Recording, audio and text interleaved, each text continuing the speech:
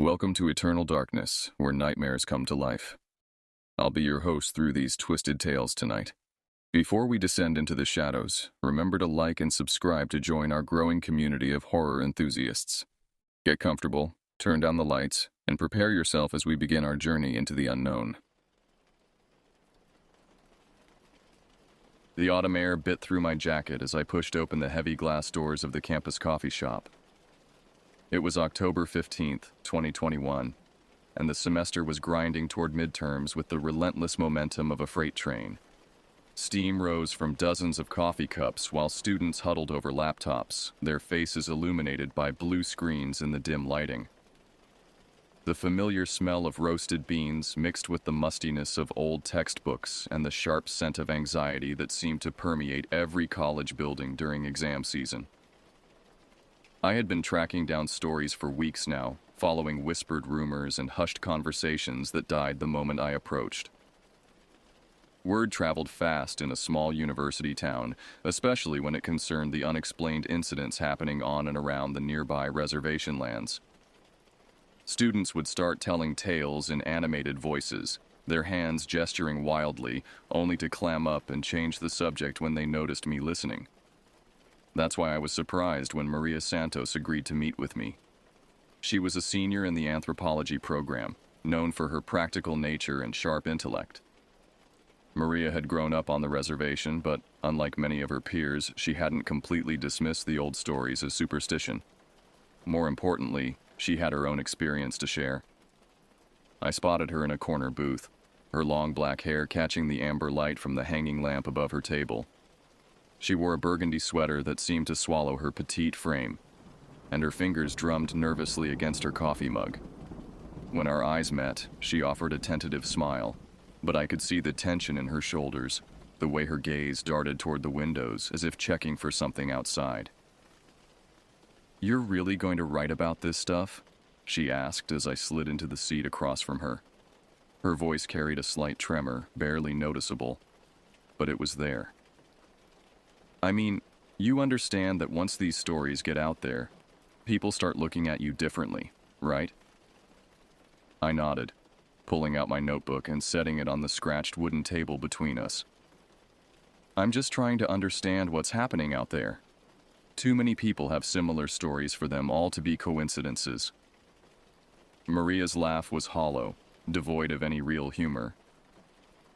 "Coincidences." She repeated the word like it tasted bitter. "Yeah, that's what I used to think too, before that night in August of 2020. Her fingers tightened around her mug, knuckles whitening. "Before I learned that some things can't be explained away with logic and reason." The coffee shop's ambient noise seemed to fade as Maria began to speak, her voice dropping to barely above a whisper. Other students continued their conversations around us, but their voices became distant, like background static on an old radio. "It was August 14th, 2020, she began, her eyes focusing on something beyond the window.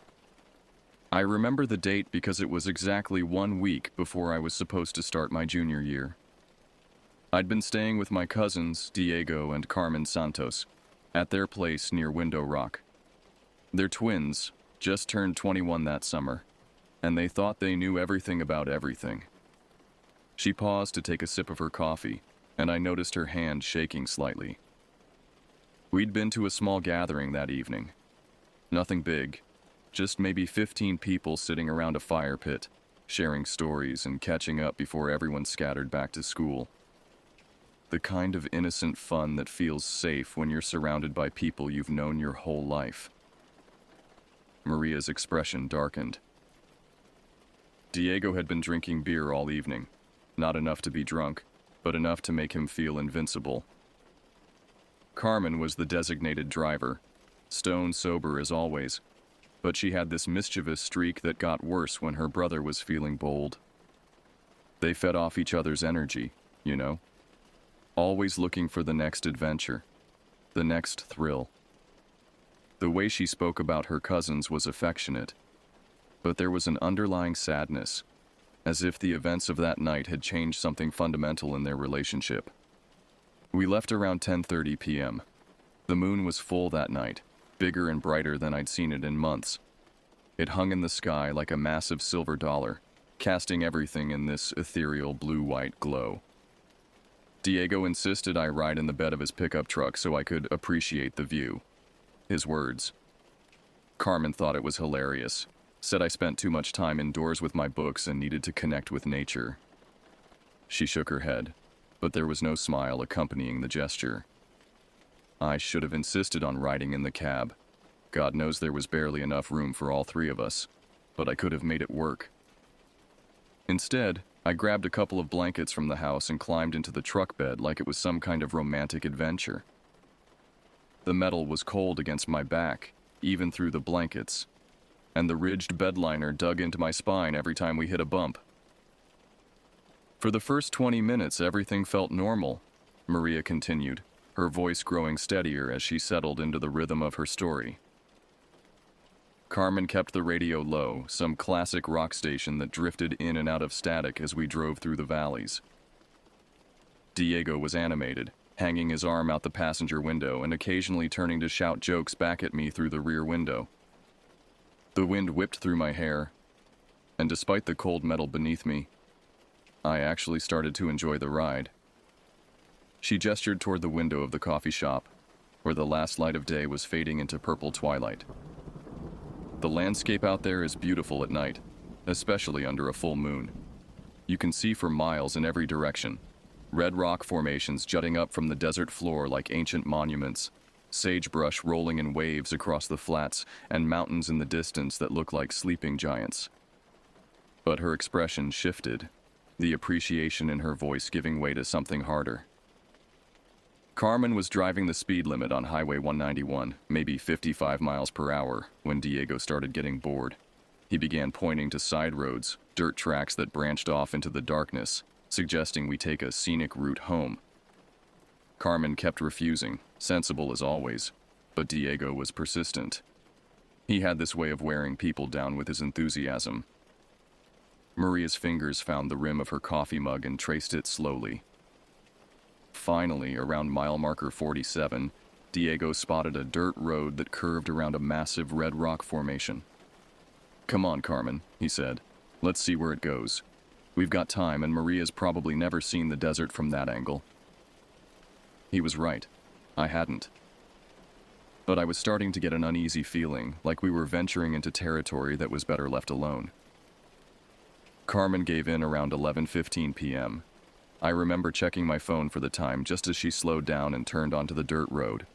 The transition from smooth asphalt to rough dirt was jarring.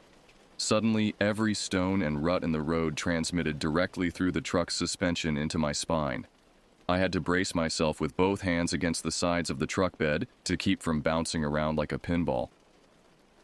The horror in her voice was becoming more pronounced now, each word carefully measured as if she were reliving the experience in real time. The dirt road curved and twisted through the landscape in ways that the main highway never did. We climbed up slight hills and dipped down into dry washes, the truck's headlights sweeping across terrain that looked alien in the artificial light.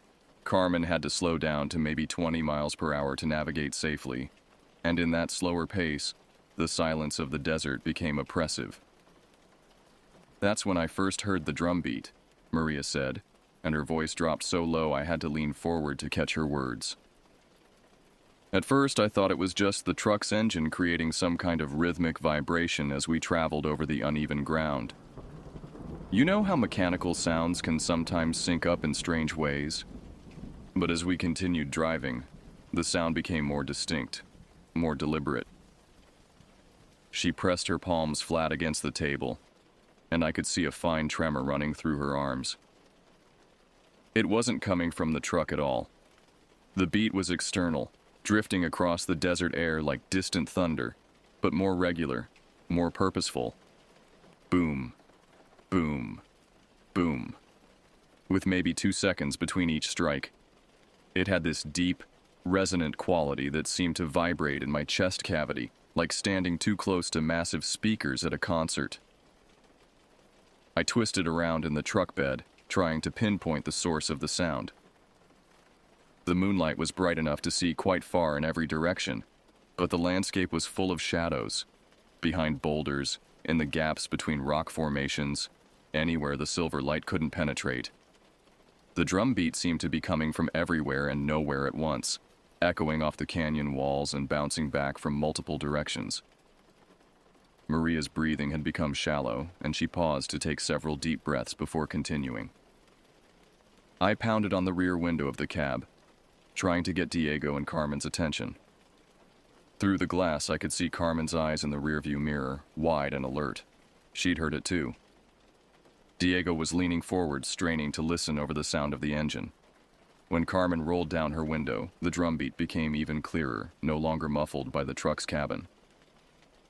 "But here's the thing that really scared me," she continued, her voice barely audible now. The drumbeat wasn't random.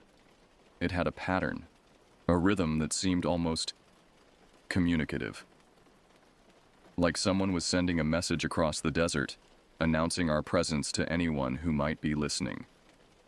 And in that vast emptiness, surrounded by miles of nothing but rock and sand, the idea that someone was watching us felt absolutely terrifying.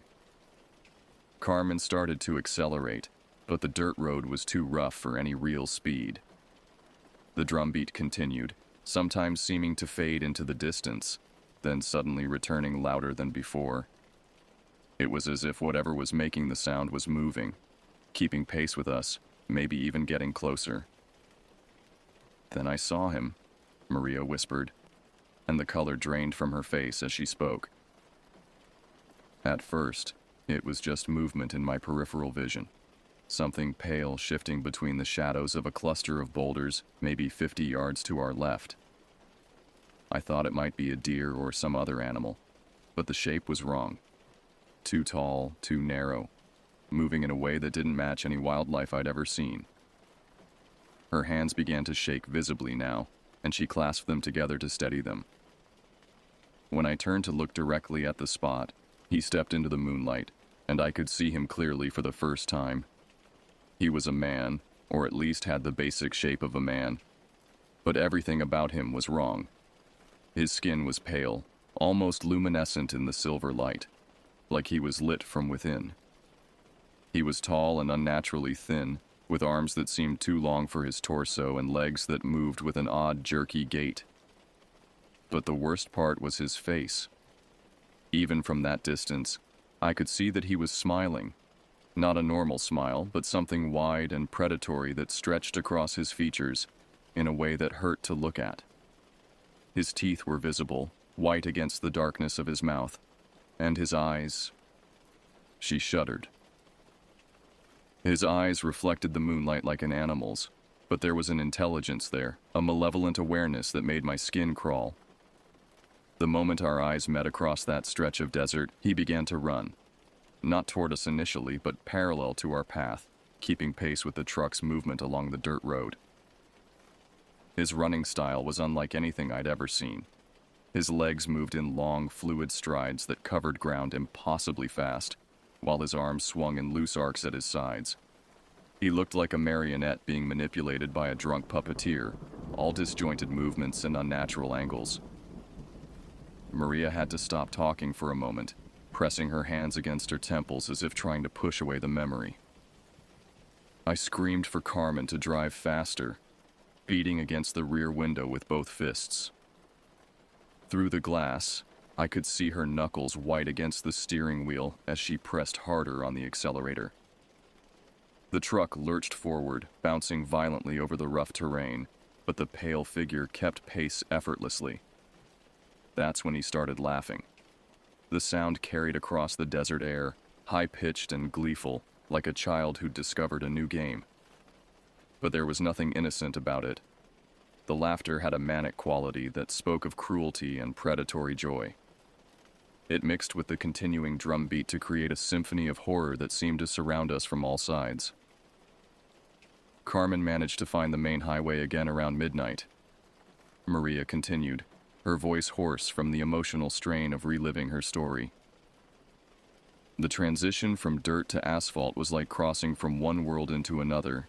Suddenly we were back in civilization, with painted lines and reflector posts marking our way. But even as we gained speed on the smooth road, I kept looking back, expecting to see that pale figure emerge from the darkness behind us. The drumbeat had stopped the moment we reached the highway, cutting off so abruptly that the silence felt almost as oppressive as the sound had been. My ears were ringing, and I couldn't tell if it was from the wind whipping past the truck or from the adrenaline that was still coursing through my system. Diego and Carmen were talking rapidly in the cab, their voices raised and animated, but I couldn't make out the words over the road noise. We reached their house about 20 minutes later, a modest single-story adobe structure that sat about a quarter-mile off the main road. Carmen pulled into the gravel driveway so fast that the truck skidded slightly, sending up a cloud of dust that glowed in the headlights. Before the engine had even stopped running, all three of us were out of the vehicle, moving toward the front door with desperate urgency. Maria's description of the house painted a picture of frantic paranoia. Diego fumbled with his keys for what felt like an eternity, his hands shaking so badly that he dropped them twice. Carmen kept looking over her shoulder toward the road, as if expecting to see something following us. When we finally got inside, we slammed the door and immediately began checking all the locks.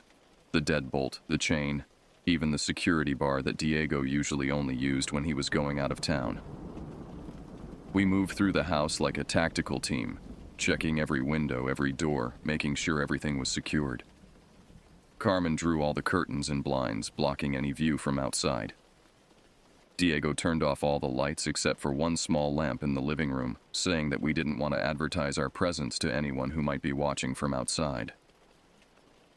The three of us huddled together on the couch, hardly speaking, each lost in our own thoughts about what we'd witnessed.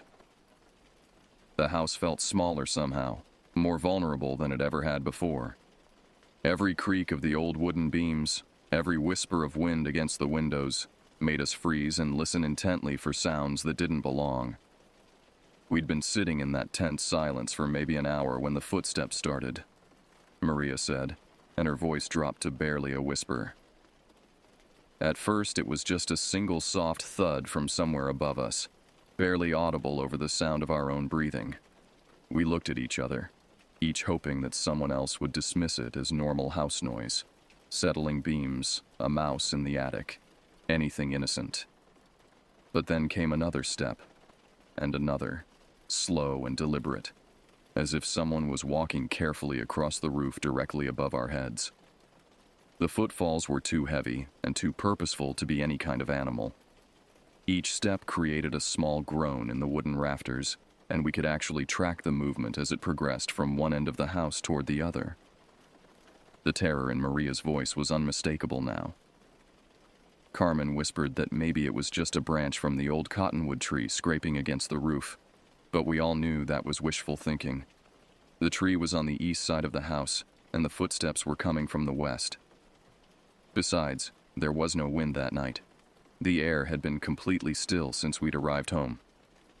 Diego started to get up, saying he was going to go outside and check, but Carmen and I both grabbed his arms and pulled him back down. The idea of opening any door, of exposing ourselves to whatever was out there, filled us with a primal terror that overrode any rational thought. We were like animals in a burrow, hoping that if we stayed quiet and still, the predator would move on. But the footsteps continued, pacing back and forth across the roof in a regular pattern that suggested intelligence and purpose. Sometimes they would pause directly above where we were sitting, and in those moments of silence, we could hear our own hearts pounding. Then the movement would resume, always slow and measured, as if whatever was up there was conducting some kind of surveillance. The worst part was the scraping sound that accompanied some of the steps, like fingernails or claws dragging across the metal roofing material. It created a sound that seemed to penetrate directly into our nervous systems, triggering every evolutionary alarm our species had developed over millions of years of being prey animals. The footsteps continued until just before dawn, Maria concluded, her voice exhausted from the emotional weight of her recollection. For nearly 5 hours, we sat in that living room, listening to something pace back and forth above our heads. None of us spoke much during that time. What was there to say? We were trapped in our own home by something we couldn't identify or understand. As the first gray light of morning began to seep through the edges of the curtains, the footsteps gradually faded and finally stopped altogether. We waited another hour before Diego finally worked up the courage to peer out through a window. The yard looked completely normal in the early morning light. The same gravel driveway, the same weathered fence posts, the same scraggly desert vegetation that had been there for years. When we finally ventured outside around 7 a.m., we searched the entire area around the house, looking for any evidence of what had been on our roof. Diego even climbed up on a ladder to examine the roof itself. Nothing. No footprints in the soft dirt around the foundation. No scratches or marks on the metal roofing. No broken branches or disturbed vegetation. It was as if the entire night had been some kind of shared hallucination. Maria finished her coffee, which had long since gone cold, and looked directly at me for the first time since she'd started her story. I know how this sounds. I know that anyone hearing this story is going to think we were drunk or high or just spooked by our own imagination. But I'm telling you, what happened that night was real. The three of us experienced something that changed our fundamental understanding of what's possible in this world. I've never ridden in the back of a truck since that night. Carmen sold her pickup 2 weeks later and bought a sedan. Diego moved to Phoenix 6 months after the incident, saying he needed to get away from the reservation for a while. We don't talk about that night anymore, but I can see in their eyes that they remember every detail just as clearly as I do. There's something out there in the desert, something that doesn't fit into our normal understanding of reality. I don't know what it wants or why it chose to focus on us that night, but I know it's still there, waiting in the darkness beyond the reach of streetlights and civilization. As Maria gathered her things to leave, she turned back to me one final time. If you're really going to write about this, you need to understand something important. These stories aren't just campfire tales meant to scare children. They're warnings. And if you spend enough time collecting them, eventually you're going to draw the attention of whatever's being warned about. The coffee shop had nearly emptied while we talked, and as I watched Maria walk out into the gathering darkness, I realized that her story had affected me more deeply than I'd expected. That night, as I sat in my apartment trying to organize my notes, every shadow seemed to hold potential threat. Every sound from outside made me freeze and listen. Perhaps Maria was right about the warnings. Perhaps some stories are meant to keep us away from certain places, certain experiences that our minds aren't equipped to handle. But I knew I couldn't stop collecting these accounts, couldn't abandon the search for understanding just because the truth might be more terrifying than ignorance. The desert holds its secrets close, but sometimes, in the dark hours before dawn, those secrets leak out through the cracks between worlds, leaving witnesses to carry the burden of impossible knowledge. Maria Santos was one such witness, and her story would haunt my dreams for months to come.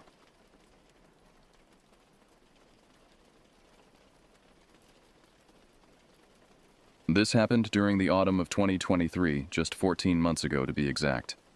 I was 22 then, home from college for a long weekend, and my two younger sisters were enjoying their fall break from high school.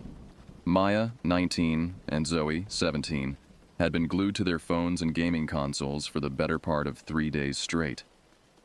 Our parents had grown increasingly frustrated with their lack of activity, especially given the unseasonably warm October weather that had graced our small town in northern Pennsylvania. I remember the exact moment everything changed. It was October 15th, a Saturday afternoon around 2:30 p.m.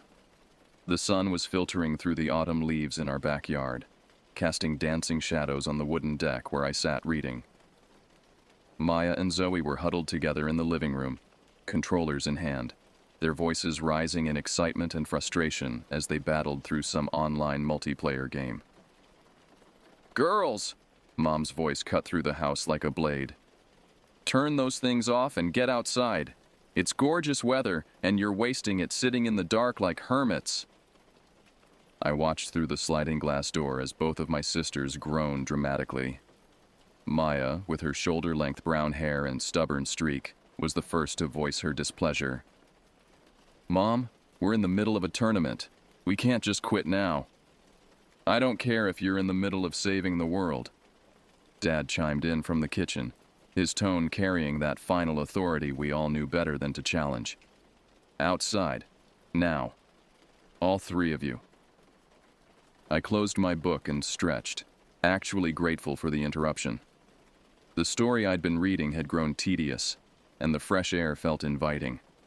Maya and Zoe, however, dragged themselves outside with all the enthusiasm of prisoners heading to execution. They slumped onto the back steps, Maya's arms crossed defiantly, while Zoe picked at the peeling paint on the railing. "This is stupid," Maya muttered, loud enough for our parents to hear through the open windows. "We're not 5 years old anymore." "Then stop acting like it," I replied, settling beside them on the steps. The wooden boards creaked under our combined weight, a sound that had become as familiar as breathing in our childhood home. The backyard stretched out before us, a half-acre of grass bordered by towering oak and maple trees. Beyond that tree line lay the woods that had been our playground for years. Dense, sprawling forest that seemed to go on forever. As children, we'd spent countless hours exploring those woods, building forts, and pretending we were adventurers in some far-off land. But as we'd grown older, the woods had become less magical and more forgotten. "I'm bored," Zoe announced, her voice carrying that particular whine that only teenagers can perfect. She was the youngest, with blonde hair that caught the afternoon light, and green eyes that always seemed to be searching for something more exciting than whatever was right in front of her. Looking at my sisters' miserable faces, I felt a familiar protective urge. They were good kids, despite their current attitude, and I remembered what it felt like to be their age. Caught between childhood and adulthood, frustrated by parents who seemed to have forgotten what it was like to be young. "You know what?" I said, standing up and brushing off my jeans. "Let's go for a walk in the woods. It's been ages since we've been back there." Maya looked up at me with skepticism. "Really? You want to go tramping through the woods like we're 12 again?" "Why not? It beats sitting here sulking," I replied. "Besides, I bet there are things back there we never noticed before. We're older now. We might see it differently." The idea seemed to spark something in Zoe's eyes. She'd always been the most adventurous of us three, the one who'd push boundaries and suggest we venture just a little further than we should. "Actually, that might be fun," she said, surprising Maya with her enthusiasm. "Fine," Maya sighed, but I could see she was warming to the idea too. "But if we get eaten by bears or something, I'm blaming you." I laughed, remembering how we used to joke about bears when we were kids, despite the fact that there hadn't been a bear sighting in our county for over 30 years. "Deal. But first, let me tell Mom and Dad where we're going." I found them in the kitchen, Dad washing dishes while Mom sorted through mail. "We're going to walk through the woods for a while," I announced.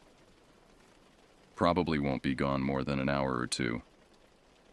"Good," Mom said without looking up from the bills. "Maybe some fresh air will improve their attitudes."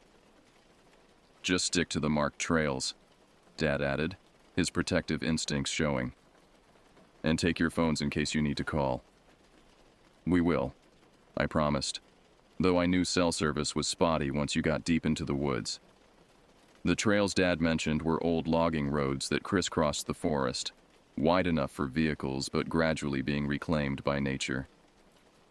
As we gathered at the edge of the backyard, I felt an unexpected thrill of anticipation. It had been at least 3 years since we'd ventured into those woods together, and I was curious to see how the familiar paths might have changed. The trees seemed taller, more imposing than I remembered, and the shadows between them appeared darker despite the bright afternoon sun. "Ready?" I asked, looking at my sisters. Maya had found a sturdy stick and was using it like a walking staff, striking a pose that was half explorer, half dramatic actress. "Lead the way, wilderness guide." Zoe was already moving toward the tree line, her earlier boredom completely forgotten. "Come on, slowpokes. Adventure awaits." As we crossed from the manicured grass of our backyard into the wild tangle of the forest floor, I couldn't shake the feeling that we were crossing more than just a physical boundary. The temperature dropped noticeably under the canopy of leaves, and the sounds of suburban life, distant traffic, neighbors' conversations, the hum of air conditioning units, faded into silence. The forest welcomed us with the rich, earthy scent of decomposing leaves and the soft crunch of our footsteps on the thick carpet of autumn debris. Shafts of golden sunlight pierced through the canopy above, creating a natural cathedral of light and shadow that stretched as far as we could see. The familiar path we'd taken countless times as children was narrower now, partially overgrown with thorny brambles and young saplings that had sprouted since our last visit.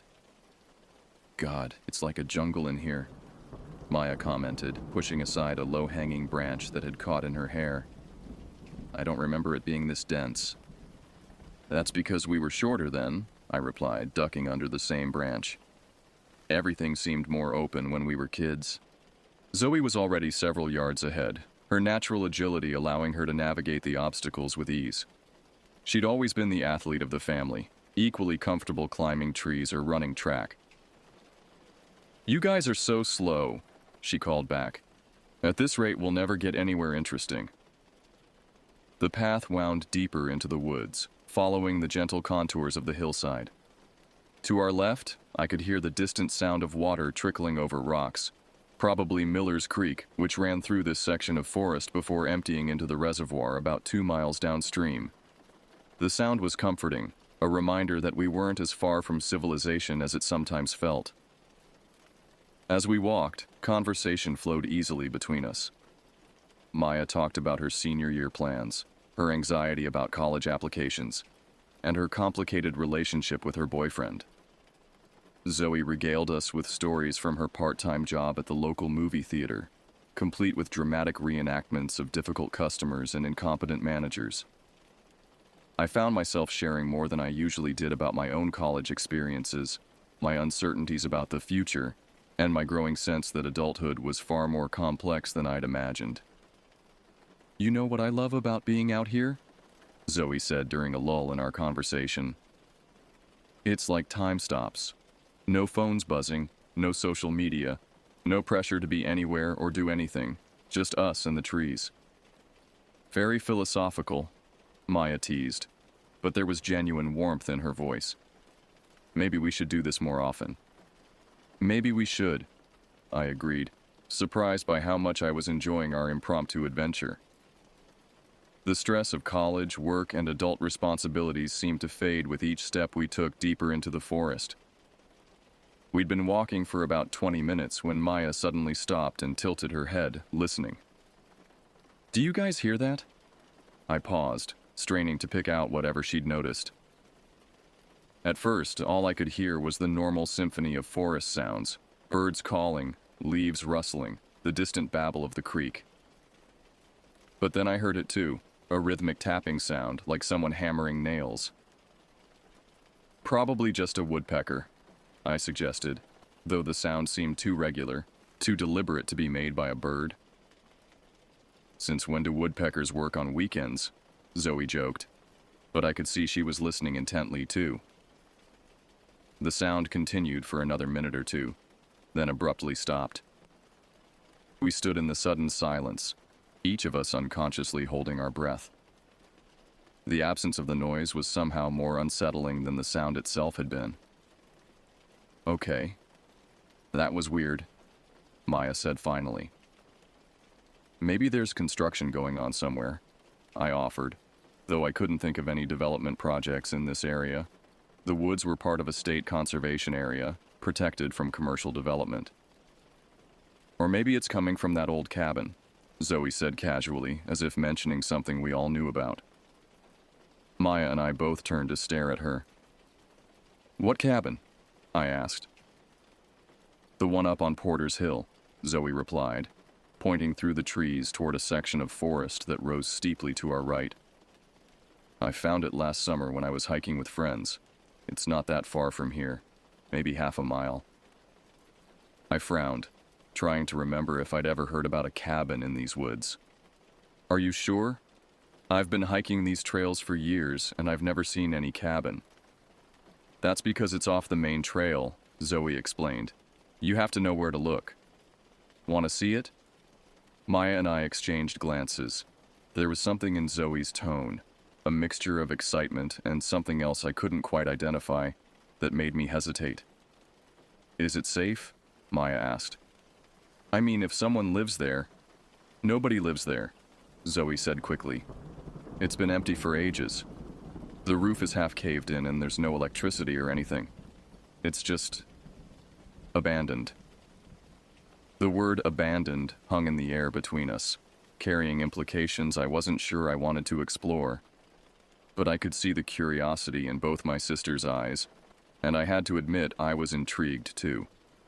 An abandoned cabin in the woods. It sounded like something out of a story. How do you know it's abandoned? I pressed. Because I've been inside, Zoe said matter-of-factly. Last summer, like I said, me and Katie and Jess were hiking, and we found this old path that branches off from the main trail. We followed it, and there it was, just sitting there like it had been waiting for us. The way she described it made my skin crawl slightly, though I couldn't explain why. And you went inside? Just for a few minutes. It was actually kind of cool. Old furniture covered in dust. Windows so dirty you could barely see through them. Like a time capsule or something. Maya seemed to be weighing the options. How far is it? We told Mom and Dad we'd be back in a couple hours. Not far at all, Zoe assured her. 30 minutes there, 30 minutes back. We'd still have plenty of time to explore. I found myself nodding despite my reservations. Okay, but we stick together. No wandering off, no splitting up. And if anything seems off, we leave immediately. Deal, both sisters said in unison, their voices carrying the same excitement I'd heard when we were kids planning some grand adventure. As Zoe led us off the main trail and onto a narrow path that I swear hadn't been there moments before, I tried to shake the feeling that we were making a mistake.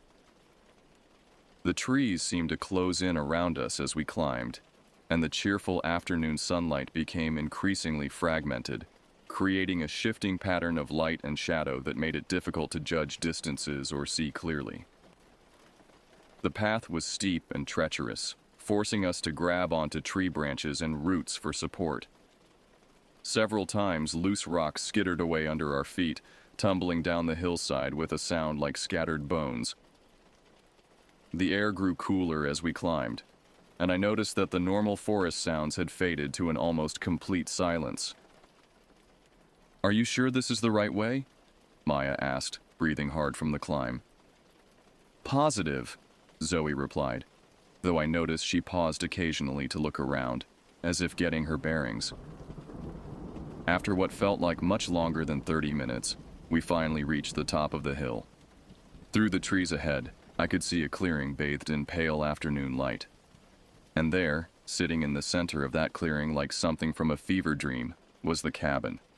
The cabin was nothing like what I'd expected.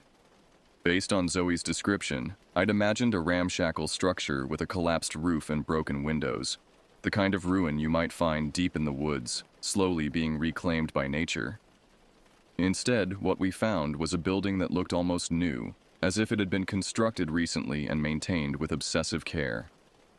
It was a single-story structure, built from what appeared to be freshly cut logs with chinking so white and clean it practically glowed in the filtered sunlight. The roof was covered in dark green metal that showed no signs of rust or weather damage. 3 windows faced toward us, each one fitted with what looked like custom-made shutters painted in the same green as the roof. Zoe, I said slowly, this doesn't look abandoned. My youngest sister had stopped walking and was staring at the cabin with an expression I couldn't quite read. It looked different last summer, she said uncertainly. Much more run down. Are you sure this is the same cabin? Maya asked, and I could hear the same unease in her voice that I was feeling. It has to be, Zoe replied, but she didn't sound convinced. This is the only clearing up here, and the path led us right to it. I studied the building more carefully, looking for any signs of habitation. There was no visible driveway or road leading to the cabin, which seemed odd for such a well-maintained structure.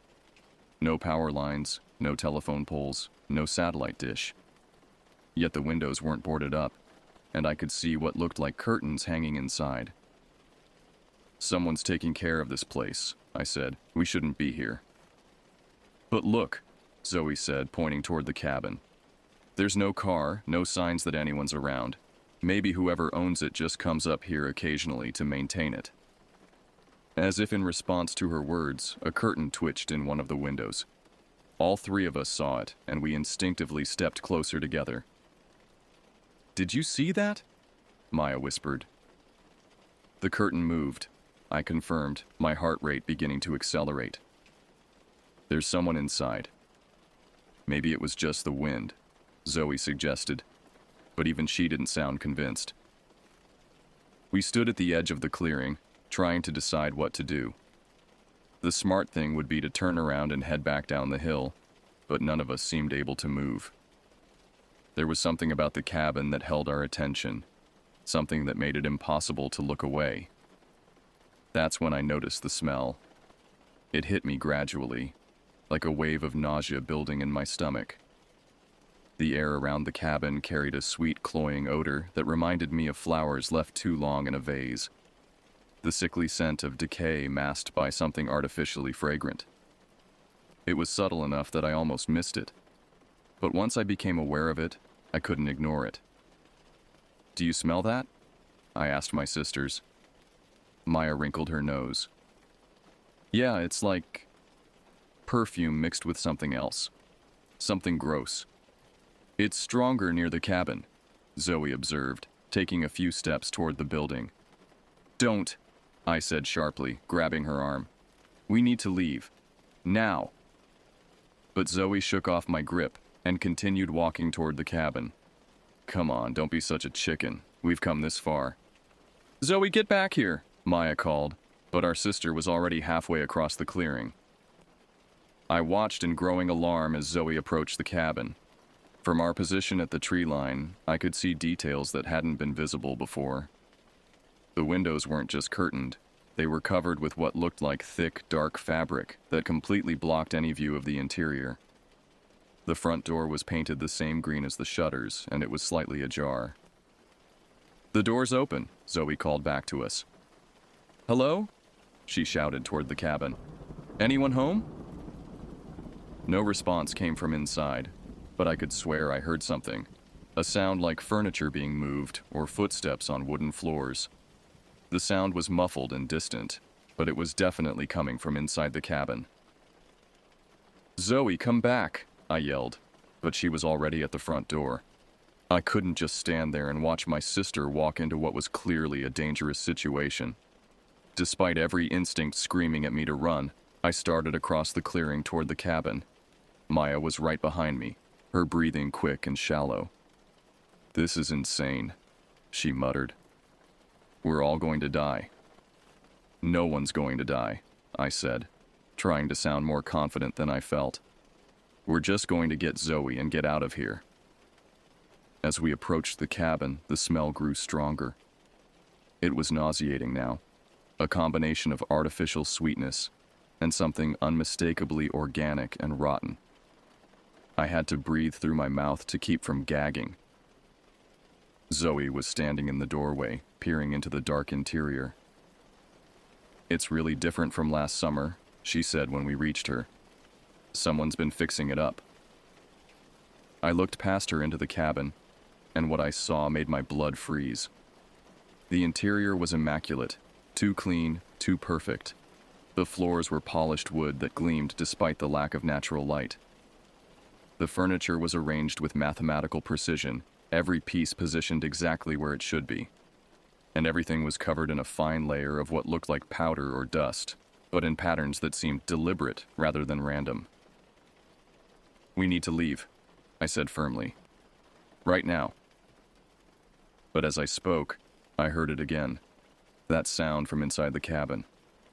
Not footsteps, I realize now. Something else. Something that made the hair on the back of my neck stand up. It was the sound of breathing. The breathing wasn't coming from any of us. It was slow, deliberate, and somehow wrong. Too deep, too rhythmic. Like someone consciously controlling every inhalation and exhalation. The sound seemed to come from everywhere and nowhere at once, echoing off the walls of the cabin in a way that made it impossible to pinpoint its source. "Do you hear that?" Maya whispered, her voice barely audible. I nodded, unable to speak. Every rational part of my mind was screaming at us to turn around and run, but my feet felt rooted to the spot. The breathing continued, steady and measured, like a meditation exercise performed by someone who had been practicing for years. "Maybe it's just the wind," Zoe suggested, but her voice lacked conviction. "Old cabins make weird noises." "That's not the wind," I managed to say. "That's someone breathing." The three of us stood frozen in the doorway, staring into the dimly lit interior.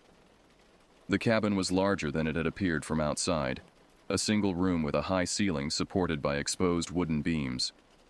The furniture was sparse but well maintained. A dining table with 4 chairs, a rocking chair positioned near what looked like a fireplace, and several wooden cabinets mounted on the walls. What struck me most was how clean everything was.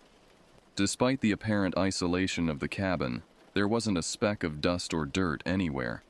The floors were swept, the windows were spotless from the inside, and even the fireplace looked like it had been recently cleaned.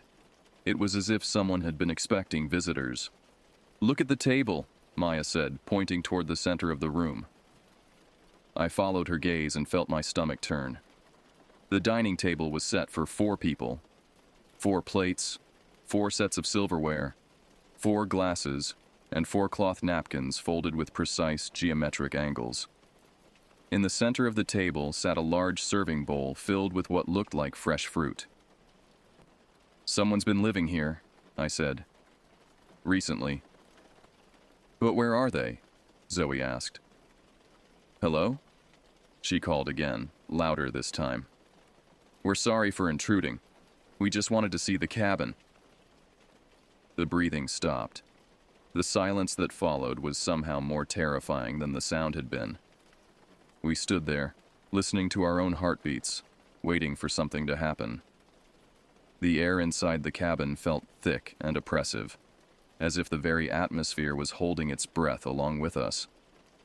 "We should go," I said, but my voice came out as a croak. "Wait," Zoe said, pointing toward the back of the cabin. "There's a staircase." I followed her gaze and saw what she meant. In the far corner of the room, partially hidden in shadow, was a narrow wooden staircase leading to what must have been a loft or second floor. The stairs were steep and looked handmade, with rough-hewn boards that seemed to disappear into darkness above. "I didn't see that before," Maya said. "The cabin looked like it was only 1 story from outside." She was right.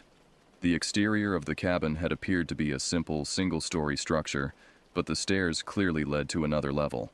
The architecture didn't make sense, as if the building had been constructed according to some logic that didn't quite align with normal building practices. "Let's check it out," Zoe said, taking a step into the cabin. "Absolutely not," I said, grabbing her arm. "We're leaving. Now." But as I spoke, we heard a sound from upstairs, a long, slow creak, like someone shifting their weight on old floorboards. The sound was followed by what might have been footsteps, though they were too muffled to be certain. "Someone's up there," Maya whispered. "Then we definitely need to leave," I said, pulling on Zoe's arm. "Come on." But Zoe planted her feet and refused to move. "Don't you want to know who it is? What if it's just some hermit living out here? What if they need help?" "What if they don't want to be bothered?" I countered. "What if we're trespassing and they're getting a gun right now?" The footsteps above us continued, slow and deliberate. They seemed to be moving across the entire length of the upper floor, as if someone was pacing back and forth. The sound was hypnotic in its regularity. Step, pause, step, pause, step, pause. "Hello?" Zoe called toward the staircase. "We're sorry for bothering you. We just wanted to see the cabin." The footsteps stopped immediately. In the silence that followed, I could hear my own pulse pounding in my ears. The air inside the cabin felt colder now, and I noticed that my breath was beginning to form small clouds in the frigid air. How had it gotten so cold so quickly? "We should introduce ourselves," Maya said suddenly, her voice sounding strange and distant. "It's the polite thing to do." I stared at her in disbelief. "Are you insane? We need to get out of here." But Maya was already stepping into the cabin, following Zoe's lead. "Hello?" she called. "My name is Maya. These are my sisters."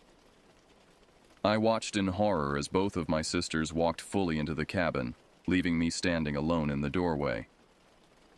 The smart thing to do would be to run, to get back to the main trail and get help. But I couldn't abandon them. Despite my terror, I forced myself to follow them inside. The moment I crossed the threshold, I felt a change in the air pressure, as if I'd entered a sealed chamber. The smell was much stronger now, that sickly sweet odor mixed with something else, something that reminded me of old meat. I had to fight back the urge to vomit. "Can you hear us?" Zoe was saying, looking up toward the ceiling. "We're not here to cause trouble." The response came immediately, a sound like furniture being dragged across the floor above us. It was loud and harsh, as if someone was moving something heavy without caring about the noise they made. The sound went on for nearly a minute, punctuated by what sounded like things being dropped or thrown. "Maybe they're packing," Maya suggested, getting ready to leave. I was about to respond when I noticed something that made my words catch in my throat.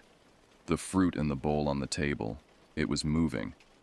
Not rolling or shifting, but actually moving, as if something was inside it. As I watched, one of the apples began to split open, revealing not the white flesh I expected, but something dark and wet. "We need to go," I said, my voice barely above a whisper. "Right now." "But," Zoe began. "Now!" I shouted, and the sound of my voice seemed to echo strangely in the confined space. The noise upstairs stopped abruptly, replaced by a silence so complete it felt like a physical weight pressing down on us. Then, slowly, we heard the sound of footsteps on the stairs.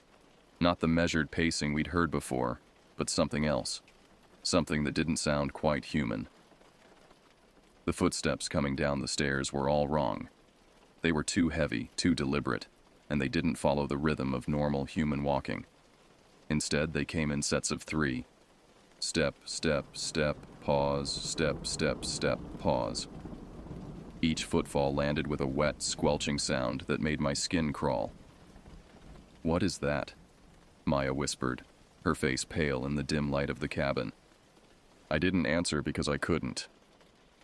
My throat had closed up with fear, and all I could do was stare at the dark staircase where something was slowly making its way down toward us. The wooden steps groaned under whatever weight was descending, and I could hear what sounded like fingernails or claws scraping against the wooden railings. "We need to get out of here," I finally managed to say, but my voice came out as a strangled whisper. Zoe was backing toward the door, her eyes fixed on the staircase. "What if it's just someone who's sick? What if they need help?" "That's not a person," I said with absolute certainty. I couldn't explain how I knew, but every instinct in my body was screaming that whatever was coming down those stairs was not human. The footsteps paused about halfway down the staircase. In the silence that followed, I could hear that breathing again, slow, deliberate, but now with a wet, rasping quality that made my stomach turn. It sounded like someone trying to breathe through liquid. "Hello?" Maya called out, her voice shaking. "Are you okay? Do you need help?" The breathing stopped. For a moment, everything was perfectly silent. Then, from the darkness at the top of the stairs, came a sound I will never forget. A long, low moan that seemed to come from somewhere deep inside whatever was up there. It wasn't a human sound. It was the sound of something in pain, something that had been in pain for a very long time. "Oh God," Zoe whispered. "Oh God, oh God, oh God." The footsteps resumed, faster now, no longer following that strange three-step pattern. Whatever was up there was coming down quickly, and we could hear it getting closer. The scraping sound intensified, as if claws were being dragged along the wooden walls. "Run!" I screamed, and finally my paralysis broke. All three of us bolted for the door simultaneously, but in our panic, we crashed into each other. Maya went down hard, her knee hitting the wooden floor with a sickening crack. She cried out in pain, and I saw her clutch her leg. "I can't," she gasped. "I think I broke something." Behind us, the footsteps had reached the bottom of the stairs. I could hear breathing right at the edge of the main room, just out of sight behind the staircase. The sound was getting closer, and I knew we had only seconds before whatever was up there reached us. "Help me get her up," I said to Zoe, and together we grabbed Maya under her arms and hauled her to her feet. She was crying now, tears streaming down her face, but she managed to put some weight on her injured leg. The breathing was right behind us now, so close I could feel it on the back of my neck. The smell was overwhelming. That sickly sweet odor mixed with something that reminded me of rotting meat and medical disinfectant. I didn't dare turn around to look, but I could sense something large and wrong moving in the darkness behind us. We made it to the door and stumbled out into the clearing. The afternoon sun seemed impossibly bright after the dim interior of the cabin, and for a moment, I was blinded. But I could hear it following us. That wet, scraping sound of something moving across the wooden floor. "Don't look back," I said to my sisters as we stumbled across the clearing. "Whatever you do, don't look back." But Zoe couldn't help herself. She glanced over her shoulder and immediately let out a scream that I felt in my bones. Her face went white, and she stumbled, nearly dropping Maya. "What is it?" Maya asked, tears still streaming down her face. "What did you see?" "I don't know," Zoe gasped. "I don't know what it was, but it's not human. It's not human at all." We reached the tree line and plunged into the woods, crashing through underbrush and stumbling over roots in our desperation to get away from the cabin. Maya was hobbling badly, supported between Zoe and me, but she was managing to keep up. Behind us, I could hear something breaking through the forest, branches snapping, leaves rustling, the sound of something large moving through the underbrush. "It's following us," I said, trying to keep my voice calm for my sister's sake. "We need to move faster." "I'm trying," Maya gasped. "But my leg—" I know. You're doing great. Just keep going." We stumbled down the hill, following what I hoped was the same path we'd taken up. The forest seemed different now. Darker. More menacing. The trees appeared to lean in closer, and shadows moved in ways that had nothing to do with the wind. Every sound made us jump. Every rustle of leaves could have been something stalking us. "Where's the main trail?" Zoe asked, looking around frantically. "We should have reached it by now." She was right. We'd been walking for what felt like 20 minutes, but nothing looked familiar. The trees all seemed the same, and the path we'd been following had disappeared entirely. We were lost in the woods with something hunting us, and Maya was injured. "We need to find the creek," I said, trying to remember the layout of the forest. "If we can find Miller's Creek, we can follow it back to the main trail." "Which way?" Maya asked, her voice tight with pain and fear. I listened carefully, trying to pick out the sound of running water over our own labored breathing and the general sounds of the forest. There, to our left, I could hear the faint babble of water over rocks. "This way," I said, and we changed direction, pushing through a thick stand of young trees that seemed to grab at our clothes and hair. Behind us, the sounds of pursuit had grown quieter, but they hadn't stopped. I could still hear branches breaking and the occasional wet scraping sound that I'd learned to associate with whatever had been in the cabin. It was still following us, but it was being more careful now, more deliberate. It's hunting us, I realized with growing horror. It's not just chasing us away. It's actually hunting us. Don't say that, Maya pleaded. Please don't say that. But I couldn't shake the feeling that whatever we'd encountered in the cabin wasn't just territorial or afraid. It was predatory, and we were its prey. The way it had moved, the deliberate sounds it made, even the way it had waited for us to get deeper into the cabin before making its presence known. It all suggested intelligence and malicious intent. We reached the creek just as the sun was beginning to set behind the trees. The water was running higher than I'd expected, swollen by recent rains, and the current was strong enough to make crossing dangerous. But on the other side, I could see what looked like a familiar trail. "Can you make it across?" I asked Maya. She nodded, though her face was pale with pain and exhaustion. "I think so." We helped her into the water, and immediately I realized we'd made a mistake. The creek was much deeper than it looked, and the current was stronger than I'd anticipated. The water was also shockingly cold, so cold that it took my breath away. "Hold on to me," I told Maya, wrapping my arm around her waist. "Don't let go."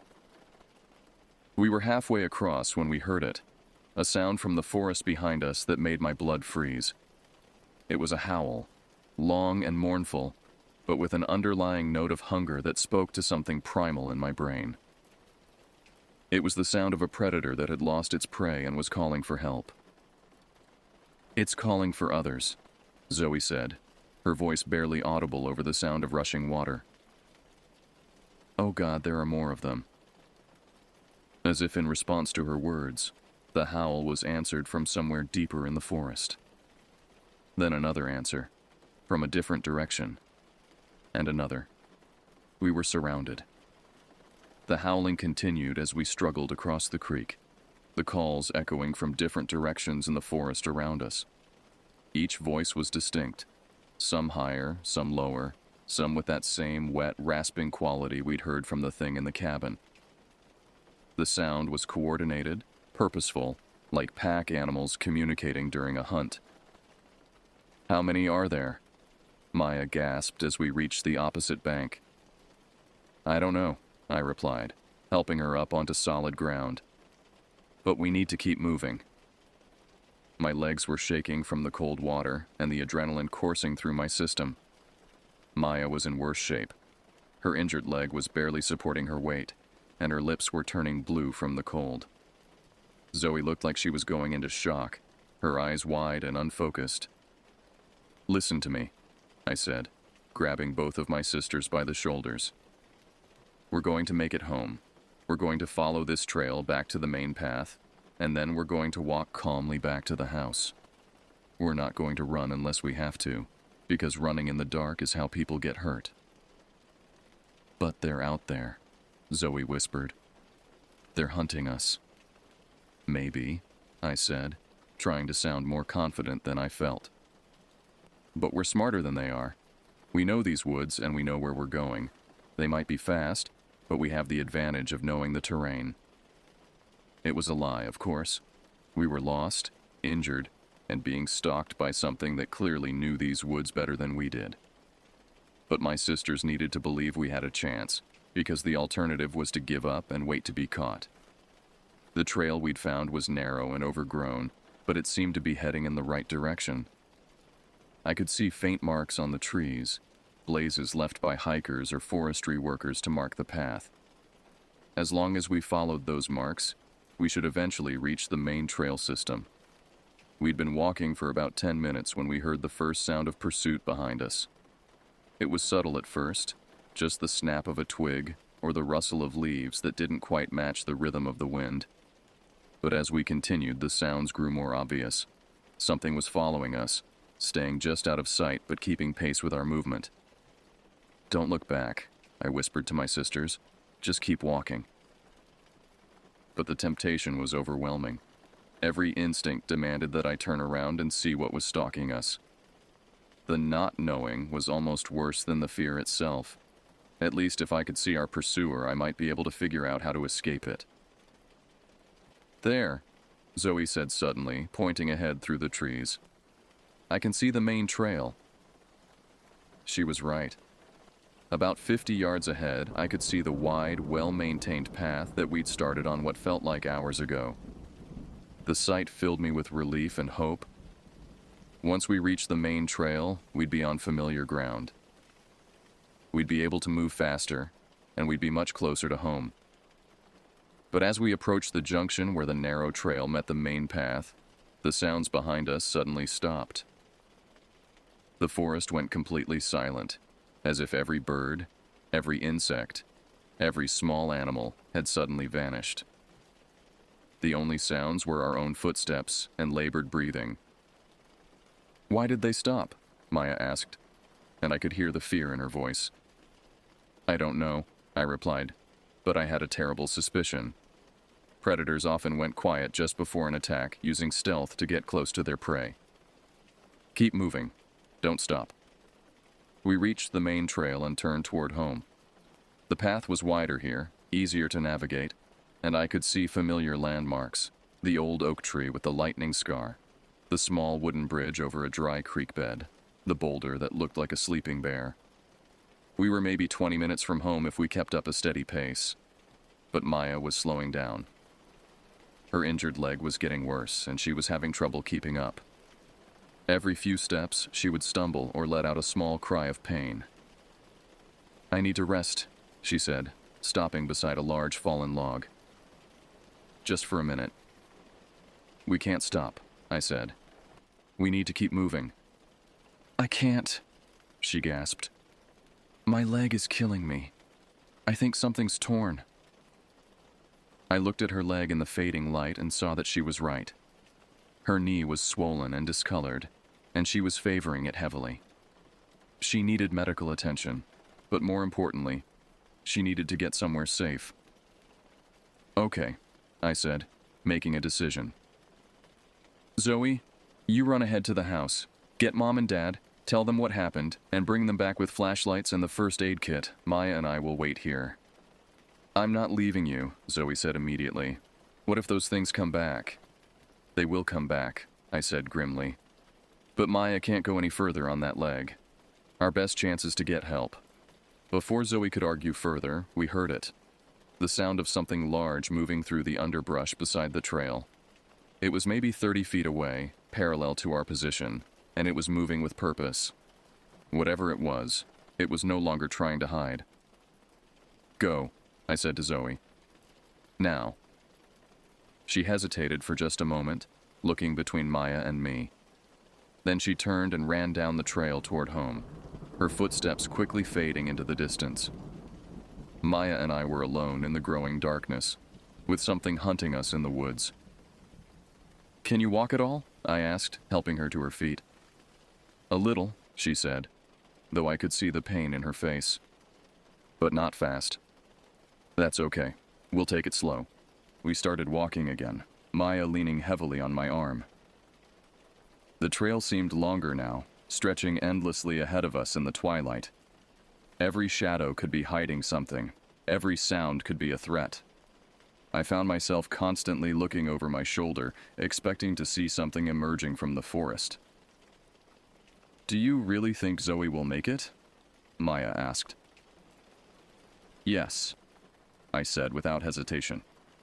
She's fast, and she knows these trails better than anyone. She'll make it home. But privately, I was worried. The howling we'd heard earlier suggested that there were multiple creatures in the woods, and they seemed to be coordinating their movements. What if they'd set up an ambush further down the trail? What if Zoe was running straight into a trap? What were those things? Maya asked. What did we see in that cabin? I don't know, I admitted, but I don't think they were human. That's impossible, she said, but her voice lacked conviction. There's got to be a logical explanation. I wanted to agree with her, but I couldn't get the image out of my mind. The glimpse Zoe had gotten of whatever had been in the cabin, and the look of absolute terror on her face when she'd seen it. Whatever it was, it had been wrong in some fundamental way, something that violated the natural order of things. We were maybe 10 minutes from home when we heard them again.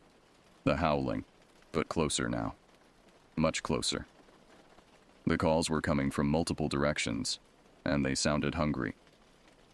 "They're surrounding us," Maya said, her voice barely above a whisper. "Maybe," I said, but I could hear the fear in my own voice. "Or maybe they're just trying to scare us." "It's working," she replied. The howling continued for several minutes, the calls echoing through the forest like some kind of primitive communication. Then, as suddenly as it had started, it stopped. The silence that followed was somehow more terrifying than the noise had been. "Why did they stop?" Maya asked. I didn't answer because I just realized something that made my blood run cold. The howling had stopped because they were done communicating. They'd finished coordinating their attack, and now they were moving in for the kill. In the growing darkness ahead of us, I could see shapes moving between the trees. They were large, much larger than any animal that should have been in these woods, and they moved with an unsettling combination of stealth and purpose. We were outnumbered, outmatched, and running out of time. "Maya," I said quietly, "when I say run, I want you to run as fast as you can toward the house. Don't look back, don't stop, just run." "I can't run," she protested. "My leg." "You can," I said firmly. "You have to, because if you don't, we're both going to die out here." The shapes in the forest were getting closer, and I could hear the soft sound of footsteps on the trail ahead of us. We were trapped, with nowhere to go and no way to fight back. That's when I heard the most beautiful sound in the world. Voices calling our names from somewhere ahead on the trail. Dad's voice, and Mom's, and several others I recognized from our neighborhood. Zoe had made it home, and she'd brought help. "Here!" I shouted as loudly as I could. "We're here!" The response was immediate. Flashlight beams cutting through the darkness, voices calling back, the sound of people running toward us. The shapes in the forest hesitated, then began to retreat, melting back into the shadows like they'd never been there at all. Within minutes, we were surrounded by familiar faces. Our parents, neighbors, even a couple of police officers who'd been called when Zoe arrived home with her story. They helped Maya back to the house, where an ambulance was waiting to take her to the hospital. As we walked back down the trail in the safety of our rescuers' flashlights, I couldn't shake the feeling that we were being watched. Something was out there in the darkness, something that had been denied its prey but wasn't giving up. It was patient, and it was waiting for another chance. The emergency room at County General was a blur of harsh fluorescent lights and antiseptic smells. Maya's knee required surgery, a torn ACL and damaged cartilage that would take months to heal properly. As I sat in the waiting room beside my exhausted parents, I kept replaying the events of the day, trying to make sense of what we'd experienced. "Tell me again what you saw," Detective Morrison said, settling into the chair across from me. He was a tall, thin man with graying hair and the kind of patient demeanor that came from years of dealing with people in crisis. "Take your time." I'd already told the story 3 times, once to the paramedics, once to the first responding officers, and once to my parents. Each time, I'd seen the same look of skepticism in their eyes, the same barely concealed doubt about my mental state. How could I explain that we'd been chased through the woods by something that might not have been human? "We found an old cabin," I began, sticking to the facts I could verify. "It was up on Porter's Hill, about half a mile off the main trail. When we went inside, we heard someone moving around upstairs. We tried to leave, but Maya hurt her knee, and then something started following us through the woods." "Something?" Detective Morrison asked, his pen poised over his notepad. "I don't know what it was," I admitted. "We heard howling, like wolves, but there aren't any wolves in these woods.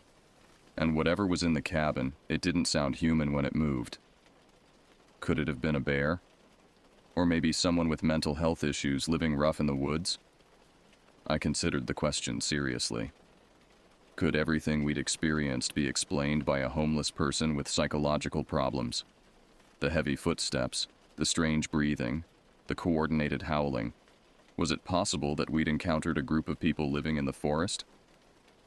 Maybe, I said, though I didn't believe it. But the sounds they made, the way they moved, it didn't seem human. Detective Morrison nodded and made a note. We'll send a team up to the cabin tomorrow to check it out. In the meantime, I want you to stay close to home. Don't go back into those woods alone. After he left, I sat alone in the waiting room, staring at the television mounted on the wall. The local news was playing, but I wasn't really watching. My mind kept returning to the cabin, to the table set for 4 people, to the sound of breathing in the darkness. "How are you holding up?" Mom asked, sitting down beside me. Her face was drawn with worry and exhaustion. "I'm okay," I said, though it wasn't true. "How's Maya?" "She's going to be fine. The surgery went well, and she should be able to go home tomorrow. The doctor said she'll need physical therapy, but there shouldn't be any permanent damage." I nodded, relieved. Maya's injury was my fault. If I hadn't suggested going into the woods, none of this would have happened. If I'd been more insistent about leaving when we first saw the cabin, she wouldn't have been hurt. "This isn't your fault," Mom said, as if reading my thoughts. "You were just trying to have a nice afternoon with your sisters. You couldn't have known what would happen." "But I should have known," I said. There were signs. The smell around the cabin, the way it looked too clean, too maintained. I should have recognized that something was wrong. "You did recognize it," she pointed out. "You tried to get them to leave. You protected your sisters and got them home safely. That's what matters." I wanted to believe her, but the guilt was eating away at me. Maya was lying in a hospital bed because I'd failed to protect her. And somewhere out there in the woods, something was waiting for another opportunity to hunt. "The police will figure it out," Mom continued. "They'll find whoever was living in that cabin, and they'll make sure the woods are safe again." But I didn't think it would be that simple. Whatever we'd encountered wasn't just a random squatter or a disturbed individual. It was something else, something that belonged to the woods in a way that humans didn't. 3 days later, Detective Morrison called with an update. The search team had found the cabin, but it was empty. There were no signs of recent habitation, no evidence that anyone had been living there. The furniture was covered in dust, the windows were boarded up, and the building appeared to have been abandoned for years. "Are you sure it was the same cabin?" he asked when I expressed my disbelief. "I'm sure," I said. The location, the size, the green metal roof, it was definitely the same building. "Well, there's no one there now," he said. "We found some old camping gear and empty food cans, but nothing recent. Whoever was staying there has moved on." After the call, I sat in my room trying to process what he'd told me. How could a building that had been immaculate just 3 days ago suddenly be abandoned and dusty? How could furniture that had been precisely arranged be covered in cobwebs? Zoe knocked on my door and came in without waiting for an invitation. She looked pale and tired, with dark circles under her eyes that suggested she wasn't sleeping well. "I've been thinking about what the detective said," she began, settling into the chair at my desk. "About the cabin being abandoned. And? What if it wasn't abandoned when we were there? What if whatever was living there just left when we escaped? What if they cleaned everything up and moved on?" I considered her theory. It was possible, I supposed, but it didn't explain everything. What about the dust? The boarded windows? The detective said it looked like no one had been there for years. "I don't know," she admitted. "But I keep thinking about that table. The way it was set for 4 people, like they were expecting us, like they knew we were coming." The idea sent a chill down my spine. Had our visit to the cabin been anticipated? Had we walked into some kind of trap? "There's something else," Zoe continued. "I've been researching the history of Porter's Hill. Did you know there used to be a logging camp up there in the 1920s? No, I said. What happened to it? That's the weird part. According to the old newspaper archives, the camp was abandoned suddenly in 1923. The loggers just left one day, left all their equipment and supplies behind. When the company sent people to investigate, they found evidence of some kind of struggle, but no bodies were ever found. What kind of struggle? Blood, she said simply. Lots of it. On the walls, on the floor, even on the ceiling, but no bodies. No explanation of what happened. I stared at her, trying to process this information. You think there's a connection? I think whatever happened to those loggers is still happening, she said. I think there's something in those woods that doesn't want people there, and it's been protecting its territory for 100 years. It was a crazy theory, but it was the only explanation that made sense of what we'd experienced. The cabin, the coordinated hunting behavior, the way our pursuers had retreated when help arrived, it all suggested intelligence and organization that went beyond normal human behavior. We need to tell someone, I said. The police, the Forest Service, someone who can do something about it. Who's going to believe us? Zoe asked. We barely believe it ourselves. She was right. Our story sounded insane, and we had no proof beyond our own testimony. The police had already investigated and found nothing. Who would take seriously a claim about monsters in the woods? Then we need to get proof, I said. We need to go back. Are you crazy? Zoe stared at me in shock. After what happened to Maya? After what we saw? Not immediately, I said, but eventually, with proper equipment, with backup, with a plan. We can't just pretend this didn't happen. Yes, we can, she said firmly. We can pretend it was just a homeless person, or a bear, or our imaginations. We can go back to our normal lives and never think about it again. But I knew she was wrong. Whatever was out there in the woods, it wasn't going to just disappear. It was patient, and it was waiting, and eventually it would encounter other people, other families, other young people who might not be as lucky as we'd been. I'm going back, I said. When Maya's better, when we're all ready, I'm going back to find out what's really happening up there. Zoe looked at me for a long moment, and I could see the fear in her eyes. But I could also see something else, a grim determination that matched my own. If you're going back, she said finally, then I'm going with you. Whatever's out there, we face it together. I nodded, grateful for her support. We'd been through something terrible together, and now we were committed to seeing it through to the end, whatever the cost. 2 months later, Maya was walking without crutches and cleared for normal activity. The physical therapy had been successful, and her knee was almost back to full strength. But the psychological scars were taking longer to heal. She'd been having nightmares, waking up screaming about things chasing her through dark woods. She'd lost weight, and there were permanent dark circles under her eyes. I'm not going back there, she said when I brought up the subject. Never. Not for any reason. We were sitting in the kitchen of our parents' house, the afternoon sun streaming through the windows. Outside, the world looked normal and peaceful. It was hard to believe that just beyond our backyard, something was waiting in the woods. I understand, I said. But we need to finish this. We need to find out what's really happening up there. No, we don't, Maya said firmly. We need to forget about it and move on with our lives. Some things are better left alone. I looked at my younger sister, seeing the fear that had become a permanent part of her expression. The Maya who had climbed trees and explored caves without a second thought was gone, replaced by someone who jumped at shadows and refused to go outside after dark. What if it happens to someone else? I asked. What if another family goes hiking in those woods and encounters the same thing? What if they're not as lucky as we were? That's not our responsibility, she said, but I could see the doubt in her eyes.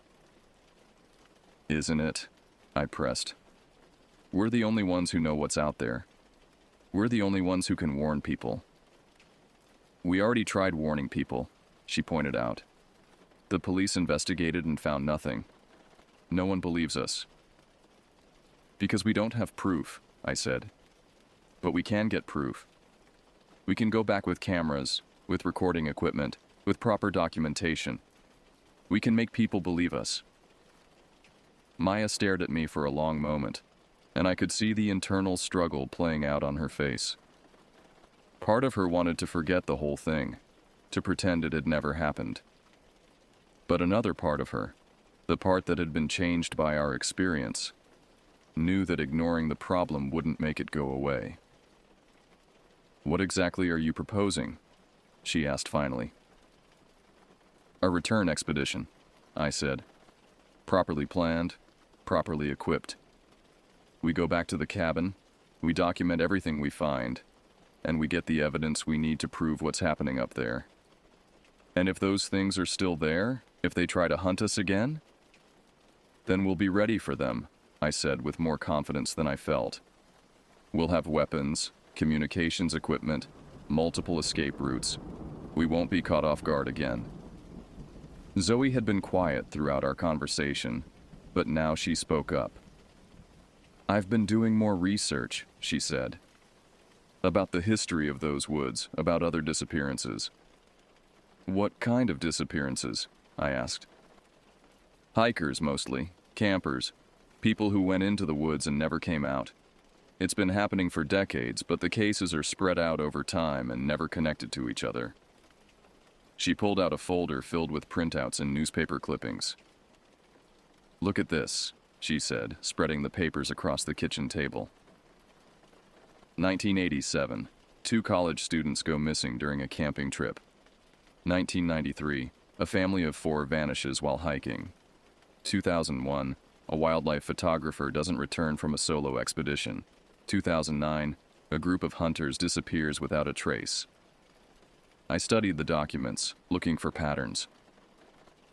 "They all went missing in the same general area," I observed, "within a few miles of Porter's Hill." "Exactly," Zoe said.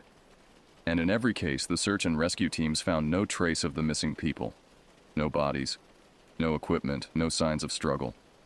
It's like they just vanished into thin air. Or were taken by something that knew how to clean up after itself," I said grimly. Maya was reading over the newspaper clippings, her face growing paler with each article. "All these people," she whispered. "All these families. 23 people over the past 40 years, Zoe said, "that we know of. There could be more cases that weren't reported or weren't connected to the woods." "We have to do something," Maya said, and I could see that the evidence had convinced her. "We can't let this continue." "So you'll come with us?" I asked. She nodded slowly. "I'll come. But we do this right. We plan everything, we bring backup, and we have multiple exit strategies. I'm not going through that again." Over the next 2 weeks, we planned our return expedition with military precision. We studied topographical maps of the area, identified multiple routes to and from the cabin, and established rendezvous points in case we got separated. We purchased camping gear, first aid supplies, and emergency communication equipment. The question of weapons was more complicated. None of us had experience with firearms, and we weren't sure what we'd be facing. In the end, we settled on pepper spray, tasers, and a flare gun that could serve as both a weapon and a signal device. "Remember," I said as we prepared to leave, "we're not going there to fight. We're going there to observe, document, and get out. If we encounter anything hostile, we retreat immediately." "What if retreat isn't an option?" Maya asked. "Then we use whatever means necessary to survive," I said. "But let's hope it doesn't come to that." We told our parents we were going camping at a state park about 50 miles away. It was a lie, but a necessary one. They would never have let us go if they knew the truth, and we couldn't risk them trying to stop us. The hike to Porter's Hill felt different this time.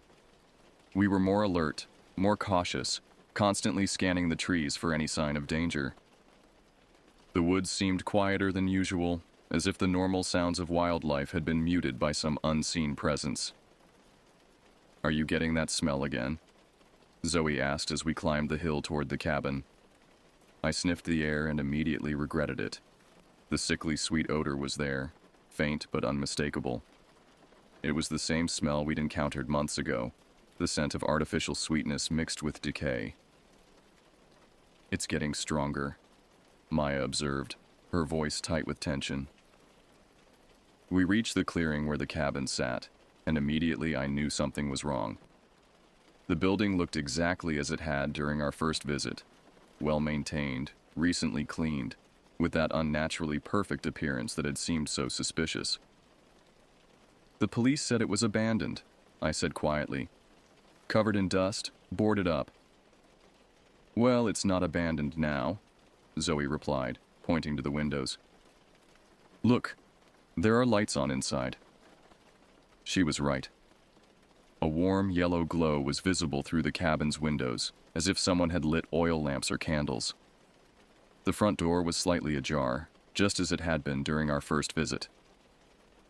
"They're expecting us," Maya whispered, "just like before." I pulled out my digital camera and started taking pictures, documenting everything we could see. The cabin's exterior, the clearing, the positioning of the building relative to the surrounding trees. Whatever happened next, we would have evidence. "Hello?" I called toward the cabin, my voice echoing across the clearing. "We're here to talk. We're not here to cause trouble." The response was immediate. The sound of movement from inside the cabin, followed by that familiar wet scraping noise we'd heard before. Then, from the darkened windows of the upper floor, we heard the breathing. Slow, deliberate, and unmistakably non-human. "They're here," Maya said, her voice barely audible. "They're waiting for us." As if in response to her words, shapes began to emerge from the forest around the clearing. Large, indistinct forms that moved with predatory grace, positioning themselves between us and the various escape routes we'd identified. We were surrounded again, but this time we were ready. "Document everything," I said, continuing to take pictures. "Whatever happens, we need evidence." The shapes in the forest were getting closer, and I could see details now that made my blood run cold. They were humanoid in general shape, but wrong in every specific detail. Too tall, too thin, moving in ways that suggested joints in places where joints shouldn't be. Their skin was pale, almost translucent, and their eyes reflected the afternoon sunlight like mirrors. "Oh God," Zoe whispered, filming with her video camera. "What are they?" Before I could answer, the door of the cabin swung open completely, and something emerged that defied every rational explanation I could think of. It was vaguely human in shape, but stretched and distorted like a reflection in a funhouse mirror. Its limbs were too long, its fingers ended in what looked like claws, and its face was a nightmare of angles and shadows that my mind couldn't quite process. "Run," I said, but my voice came out as a whisper. The thing from the cabin took a step toward us, and I finally understood what we were facing. These weren't animals, or disturbed humans, or anything that belonged to the natural world. They were something else entirely, something that had been waiting in these woods for far longer than any of us had imagined. "Run," I screamed, and this time my voice carried. But as we turned to flee, I realized that this time would be different. This time, they weren't going to let us escape. This time, they were going to finish what they'd started. The hunt was on, and we were the prey.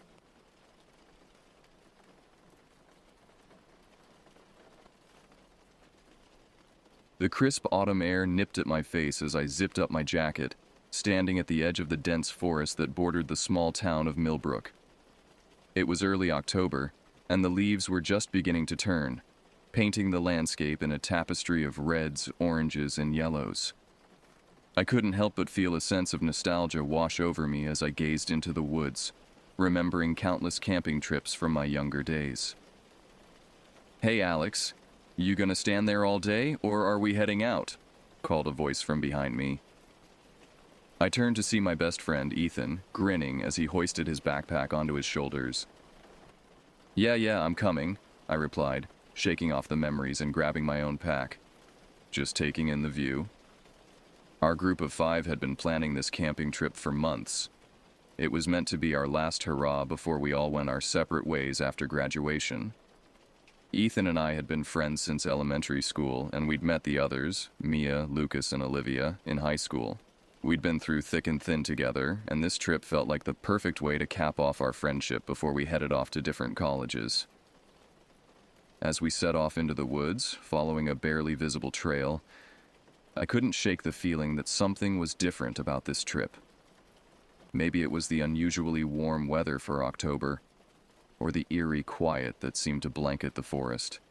Whatever it was, I pushed the thought to the back of my mind and focused on the adventure ahead. Our destination was a secluded spot deep in the Millbrook State Forest, a vast expanse of wilderness that stretched for miles in every direction. We'd discovered it on a previous trip and had fallen in love with its pristine beauty and isolation. It was a good 6-hour hike from the nearest road, which meant we'd have the place all to ourselves. As we walked, conversation flowed freely among us. Mia, always the planner, was going over our supplies list for the 100th time. Okay, so we've got enough food for a week, first aid kit, water purification tablets, she muttered, more to herself than anyone else. Mia, relax, Lucas chimed in, his easygoing nature a stark contrast to Mia's meticulousness. We've got everything we need. This isn't our first rodeo, remember? Olivia, who had been quiet for most of the hike, suddenly spoke up. Did you guys hear about those hikers that went missing in these woods last month? A hush fell over the group. I'd heard rumors, but I'd dismissed them as local gossip. That was way on the other side of the forest, Ethan said, breaking the silence. Probably just got lost and wandered out somewhere else. It happens. We continued on, but Olivia's words had cast a subtle pall over our spirits. The forest seemed to grow denser, the shadows deeper. I found myself scanning the trees more often, though for what, I couldn't say. As the day wore on, the terrain became more challenging. We climbed steep hills, crossed babbling streams, and navigated through thick underbrush. By late afternoon, we were all feeling the fatigue of the long hike. How much further? Mia asked, her earlier enthusiasm waning. I consulted the map and my GPS. We should be there in about an hour, assuming we're where I think we are. That last part gave me pause. The truth was, I wasn't entirely sure of our location. The forest looked different somehow. The landmarks not quite matching up with my memory. But I didn't want to worry the others, so I put on a confident face and pressed on.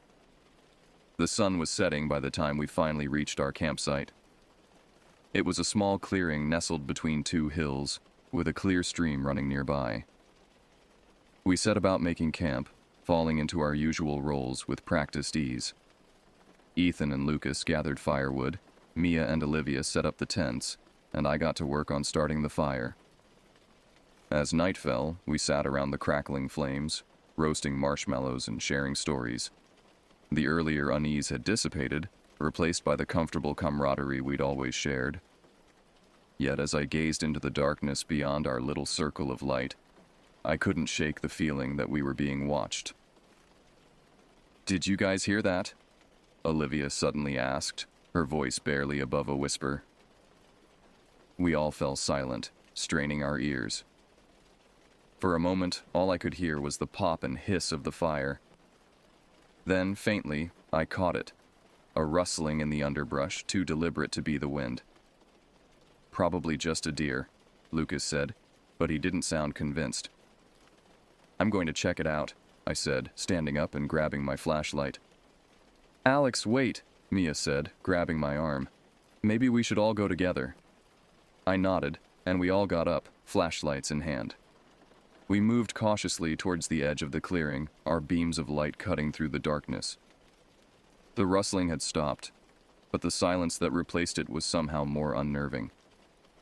Suddenly, a twig snapped loudly to our right. We all whirled towards the sound, hearts pounding. In the combined glare of our flashlights, I caught a glimpse of something large moving through the trees. It was too big to be a deer, and it moved with an unnatural, loping gait. "What the hell was that?" Ethan whispered, his voice tight with fear. Before anyone could answer, an ear-splitting howl tore through the night. It was unlike anything I'd ever heard before. Not quite animal, not quite human.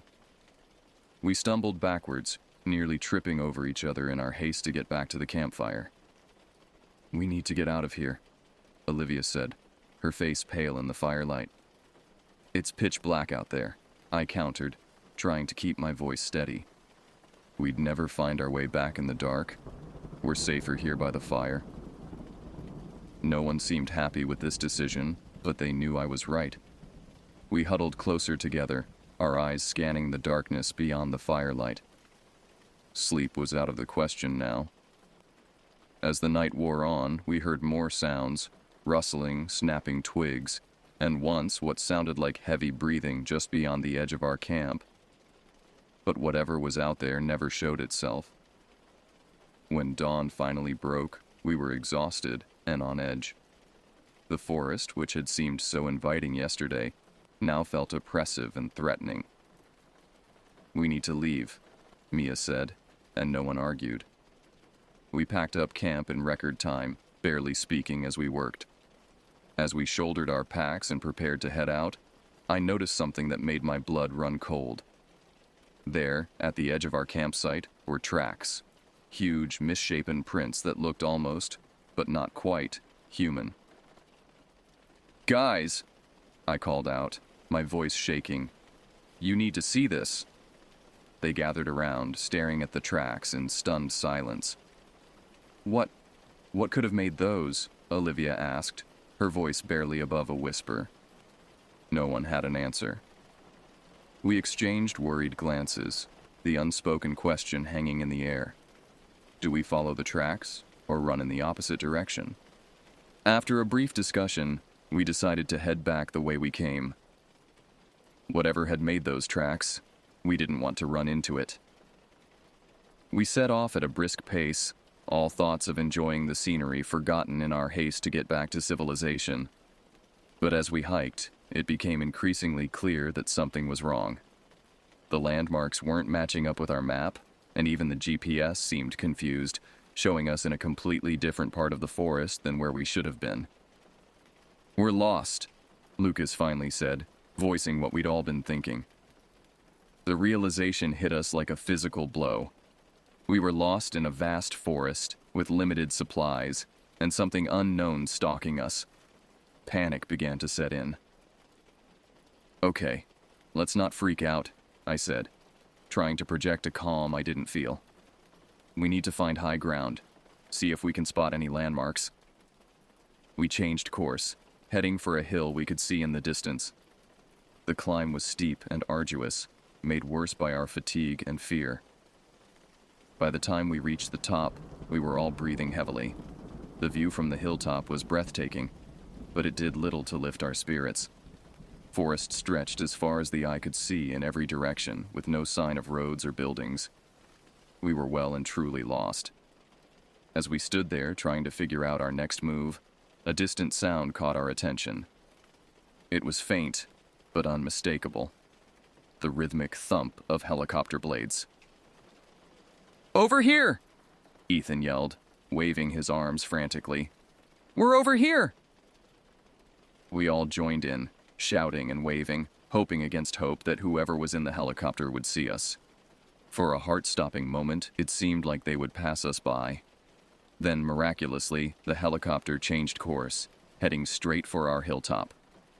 As it drew closer, I could make out the words, "Search and Rescue," painted on its side. Relief washed over me. We were saved.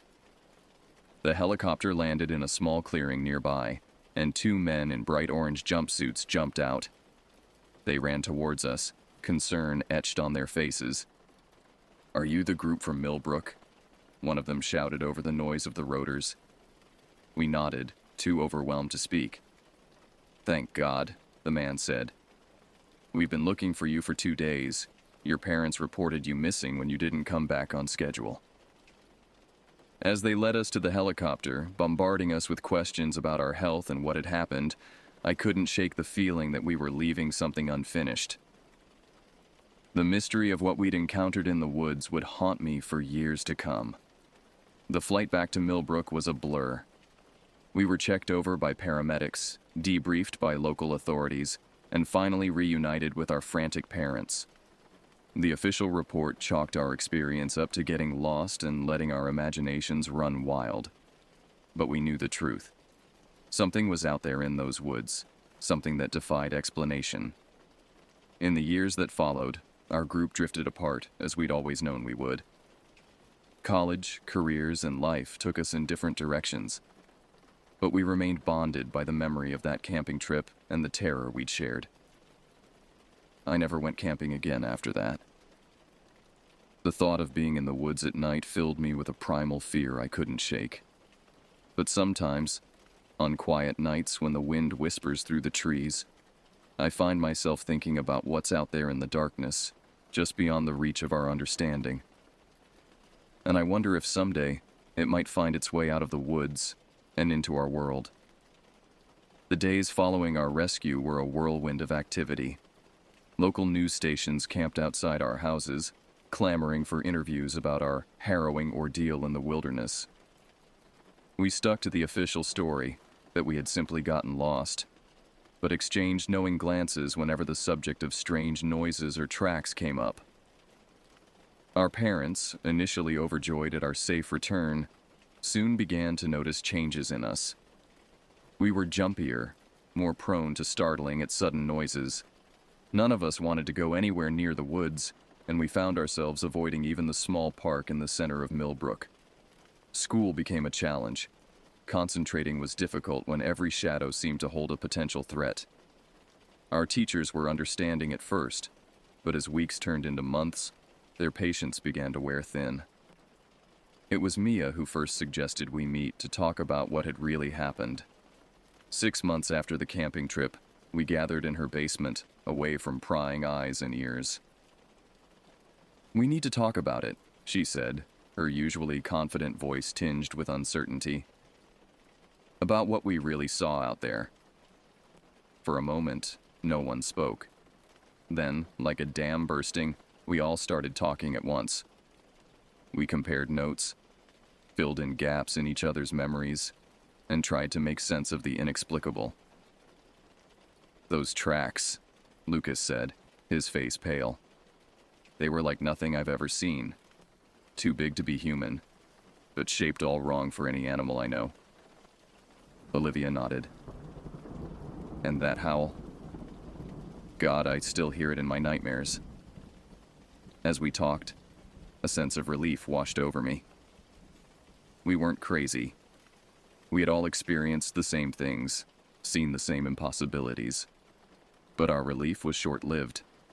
The more we discussed it, the more questions arose. What exactly had we encountered out there? Why hadn't the search and rescue team seen any signs of it?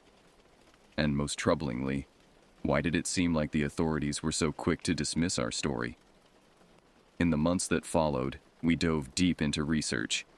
Ethan, always the tech-savvy one, set up a secure online forum where we could share our findings. We pored over local legends, cryptozoology websites, and even scientific journals, looking for anything that might explain what we had experienced. Our obsession didn't go unnoticed. Our grades began to slip, and our other friendships suffered. My parents suggested I see a therapist, concerned about my newfound insomnia and jumpiness.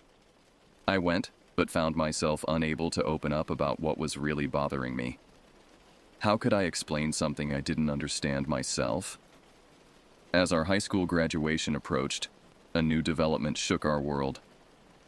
A hiker went missing in Millbrook State Forest, in an area not far from where we had camped. The local news reported it matter-of-factly, just another unfortunate soul who had wandered off the trail. But we knew better. We debated whether to go to the authorities with what we knew. In the end, we decided against it. Who would believe 5 teenagers claiming there was some unknown creature in the woods? Instead, we made a pact. After graduation, we would return to the forest. We would find proof of what we had encountered one way or another. The day after graduation, we met at the edge of the forest, just as we had a year ago. This time, we were prepared. We had better equipment, detailed maps, and a plan. We also carried a shared burden of fear, excitement, and determination. As we stepped into the woods, I couldn't shake the feeling that we were walking into the lion's den, but we had to know the truth. Our journey took us deep into the forest. We retraced our steps as best we could, using GPS coordinates and our collective memory as guides. The forest seemed different in the daylight, less menacing but no less mysterious. On the 3rd day of our expedition, we found something that stopped us in our tracks. There, in a small clearing, was a structure that hadn't been there before. It looked like a research station of some sort, complete with solar panels and a small satellite dish. "What the hell?" Ethan whispered, voicing all of our thoughts. We approached cautiously, our senses on high alert. The station appeared to be deserted, but recently used. Through the windows, we could see computer equipment and what looked like scientific instruments.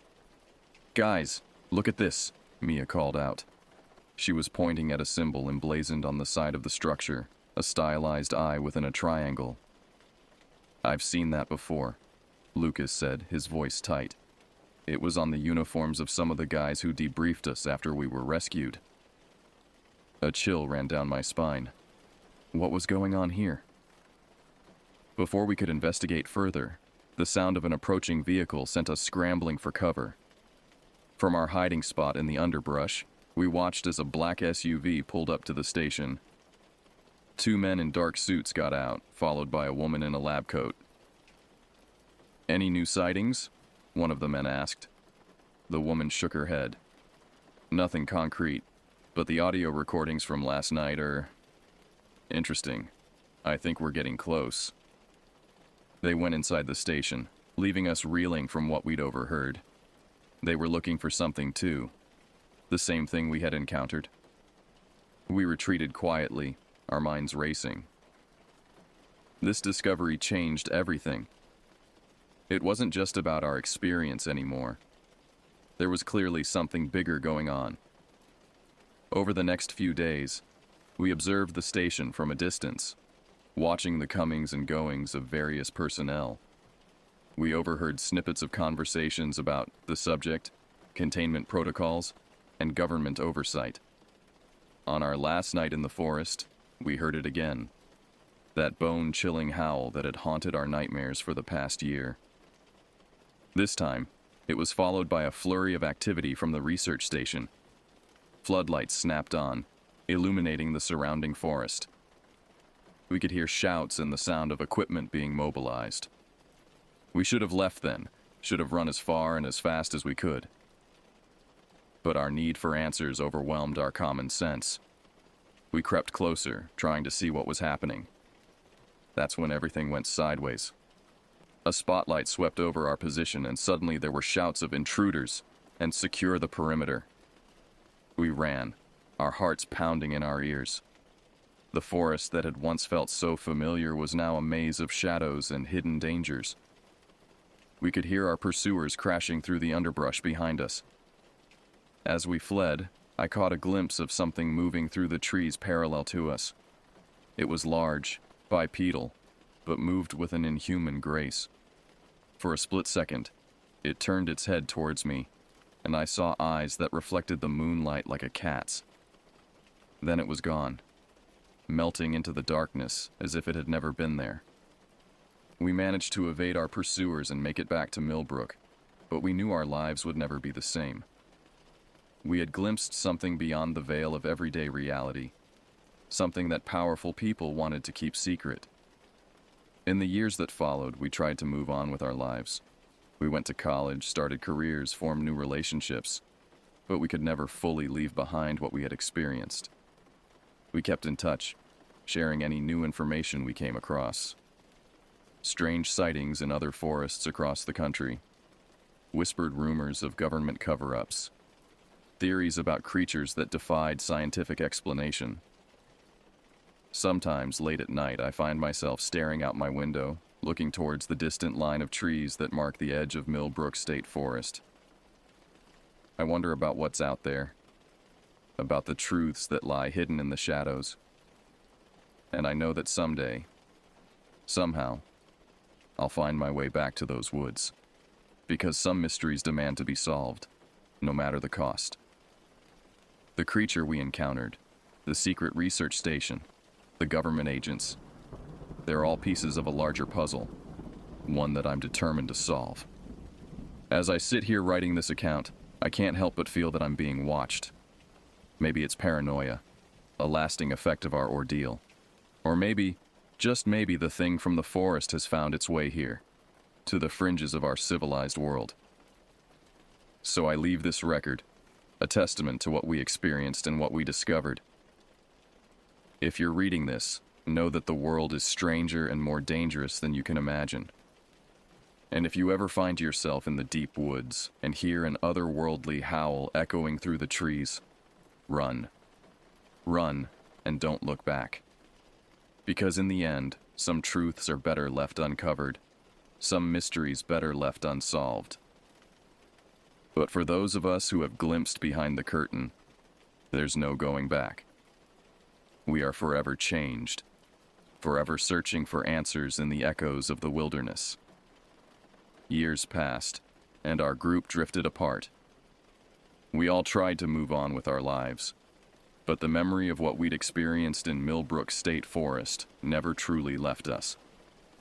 I pursued a career in journalism, hoping that my investigative skills might one day help me uncover the truth about what we'd encountered.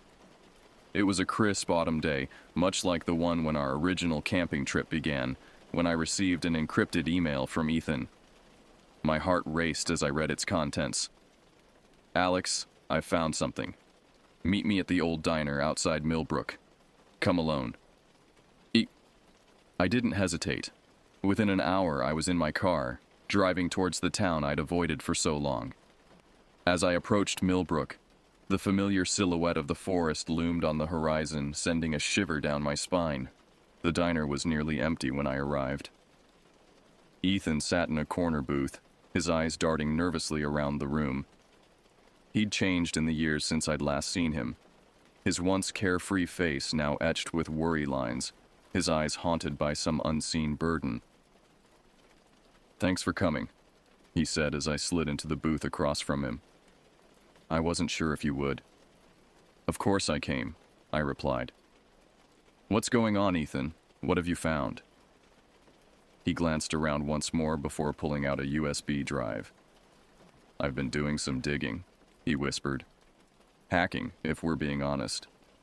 I managed to get into some classified government servers." My eyes widened. "Ethan, that's incredibly dangerous. What?" He cut me off. I know. But Alex, what I found, it changes everything. The creature we saw, it's not alone. There's a whole species of them, and the government knows all about it." Over the next hour, Ethan laid out everything he'd discovered.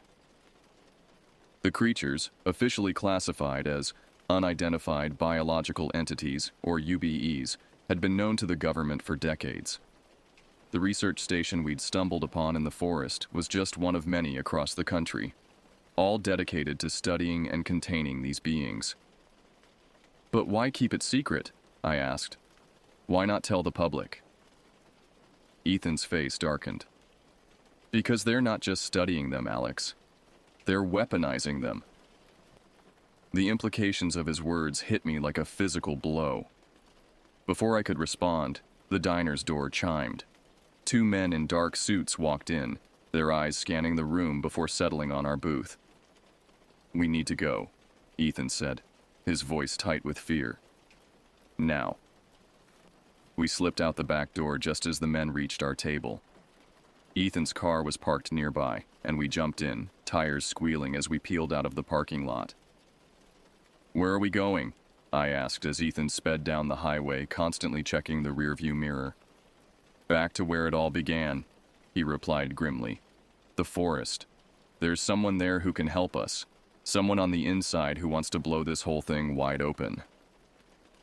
As we drove towards Millbrook State Forest, I couldn't help but feel that we were racing towards a confrontation that had been years in the making.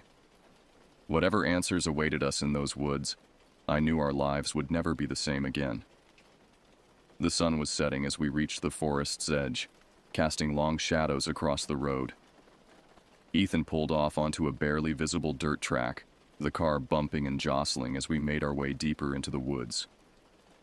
After about 20 minutes, we came to a small clearing. A figure stood waiting for us, face obscured by the fading light. Dr. Eleanor Reeves, the figure introduced herself as we approached. I'm the lead researcher at the Millbrook facility, and I'm here to tell you everything. Over the next few hours, Dr. Reeves revealed a truth more staggering than anything we could have imagined. The UBEs weren't just a recent discovery. They were an ancient species that had lived alongside humans for millennia, staying hidden in the world's most remote places. They're intelligent, she explained, possibly more so than us. They have their own language, their own culture, and they're not hostile. At least they weren't until we started hunting them. The government's interest, she told us, wasn't just about weaponization, it was about control. The UBEs possessed abilities that defied our understanding of physics, abilities that, if harnessed, could change the balance of global power. As we talked, strange noises echoed through the darkening forest around us. Snapping twigs, rustling leaves, and occasionally a low rumbling sound that made the hair on the back of my neck stand up. They're here, Dr. Reeves said softly. They've been watching us this whole time. Slowly, cautiously, shapes began to emerge from the shadows. Tall, bipedal creatures with silvery fur and those haunting, reflective eyes. I recognized one immediately. It was the same being I'd seen all those years ago on our first camping trip. What happened next was both terrifying and awe-inspiring. The creatures approached, and Dr. Reeves began to communicate with them using a series of clicks, whistles, and gestures. To our amazement, they responded in kind.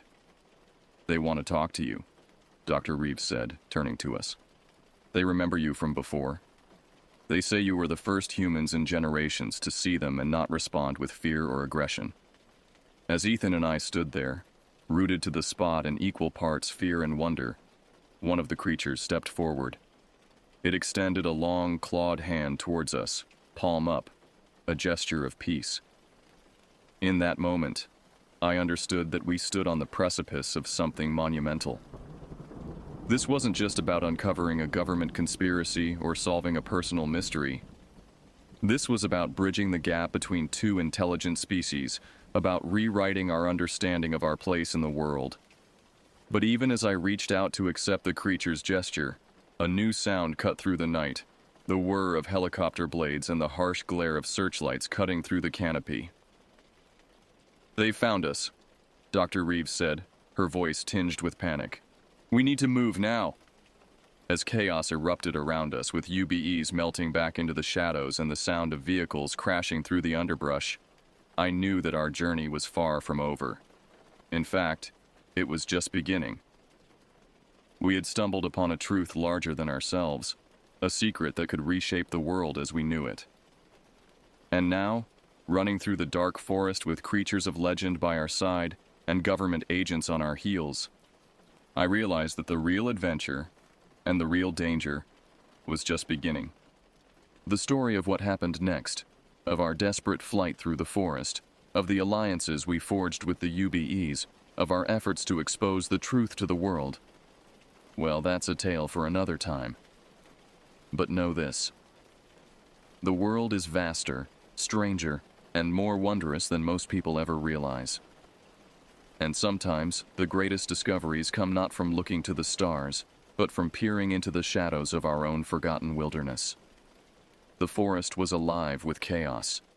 Searchlights cut through the canopy, casting eerie shadows that danced across the ground. The thunderous sound of helicopter rotors mixed with shouts and the crashing of vehicles through the underbrush. "This way," Dr. Reeves shouted, gesturing towards a dense thicket. Ethan and I followed her, our hearts pounding.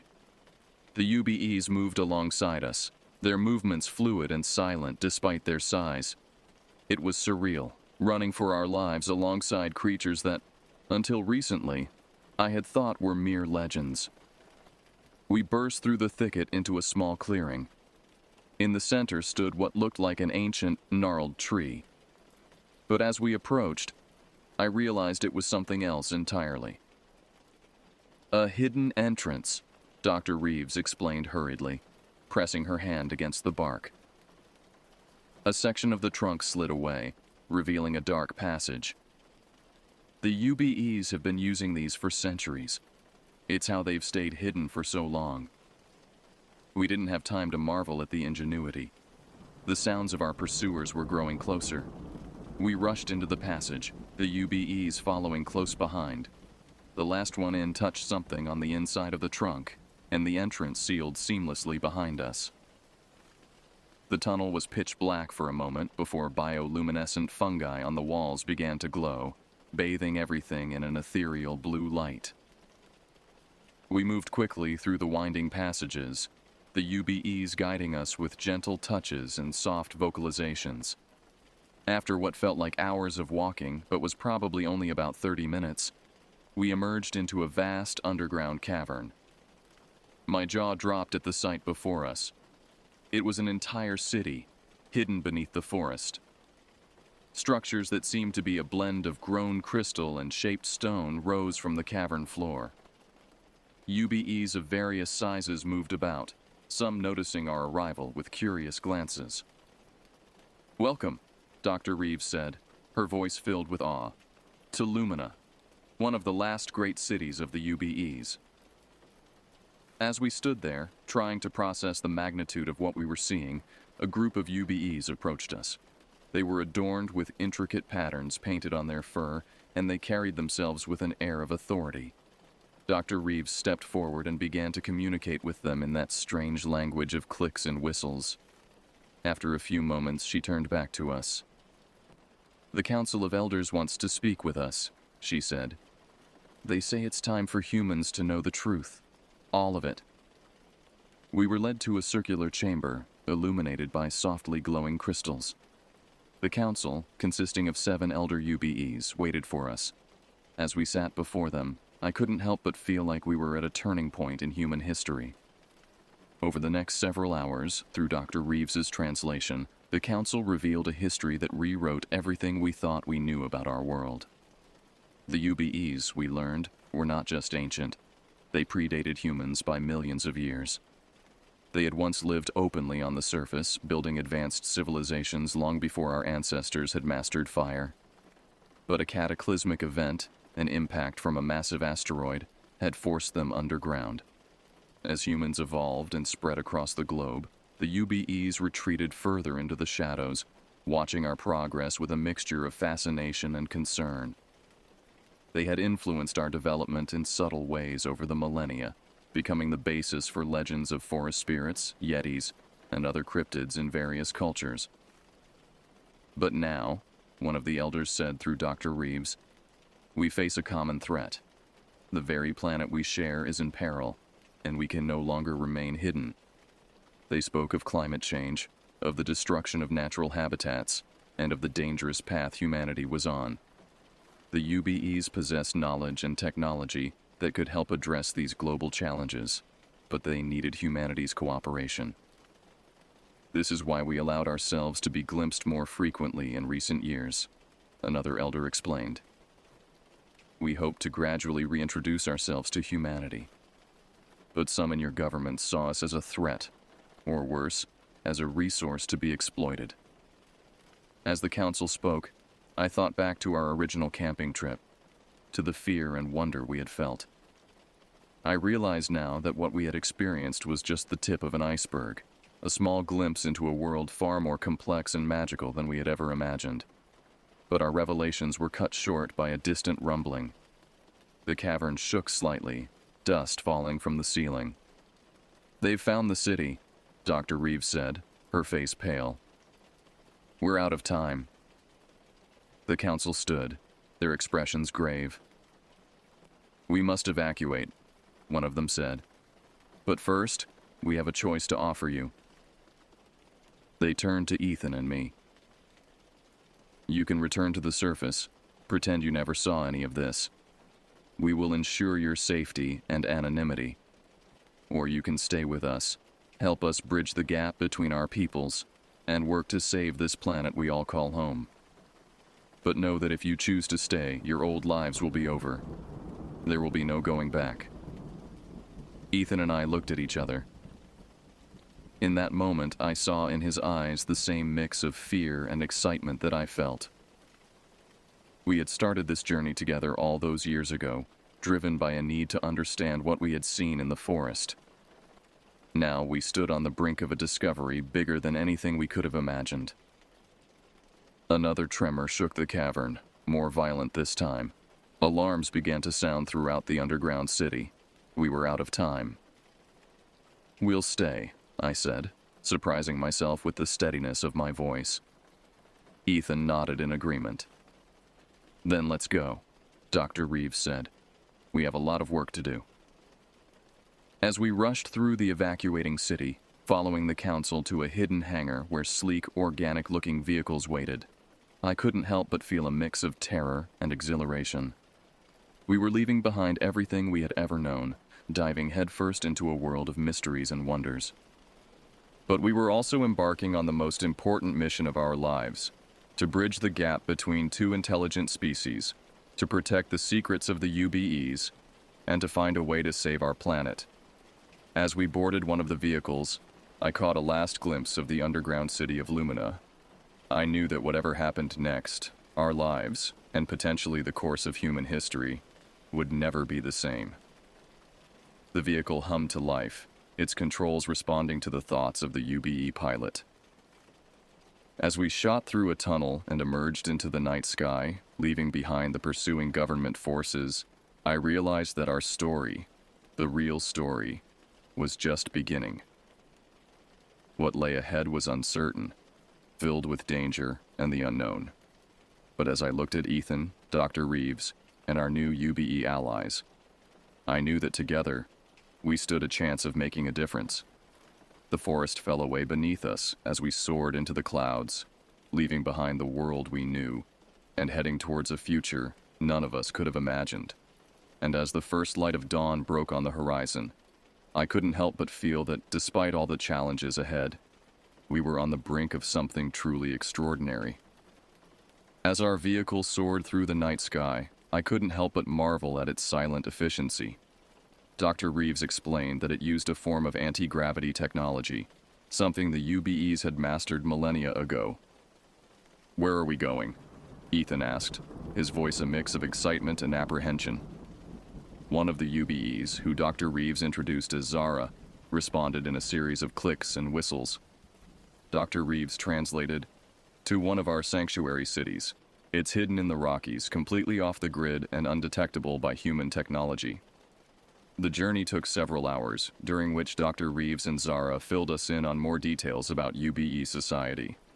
They were a peaceful species, focused on harmony with nature and the pursuit of knowledge.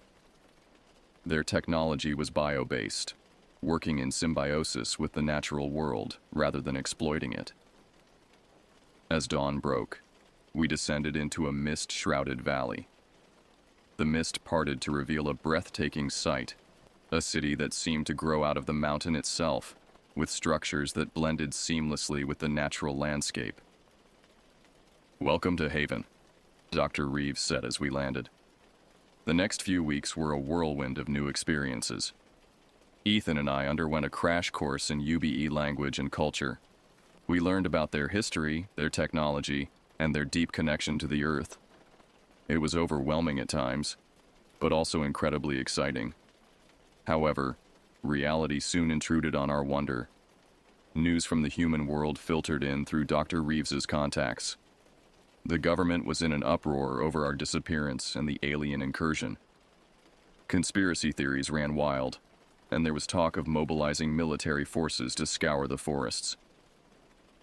"We need to do something," I said during a meeting with the Haven Council. "We can't let this escalate into a conflict." The council agreed, and so began our work as ambassadors between two worlds. Our first task was to make contact with sympathetic humans who could help us. Dr. Reeves had a network of trusted scientists and environmentalists who had long suspected the existence of the UBEs. Over the next year, we worked tirelessly. Ethan's hacking skills proved invaluable as we gathered evidence of government cover-ups and corporate exploitation of UBE technology. I put my journalism background to use, crafting a narrative that we hoped would help humans understand and accept the UBEs. It wasn't easy. There were close calls and setbacks. Once, a team of special forces nearly discovered Haven. Another time, a trusted ally turned out to be a double agent. But slowly, surely, we made progress. 2 years after our arrival in Haven, we were ready to take our biggest risk yet: a public revelation. We chose to do it through a live global internet broadcast using UBE technology to bypass any attempts at censorship.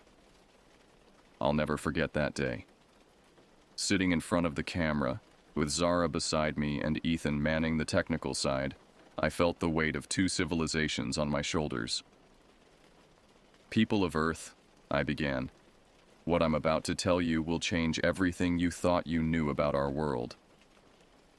The broadcast lasted for hours. We presented evidence, shared UBE history, and even had Zara demonstrate some of their technology.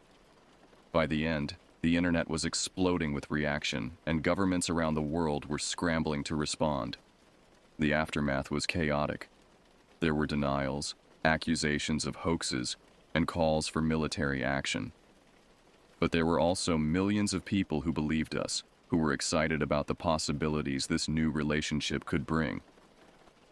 In the years that followed, the world changed dramatically.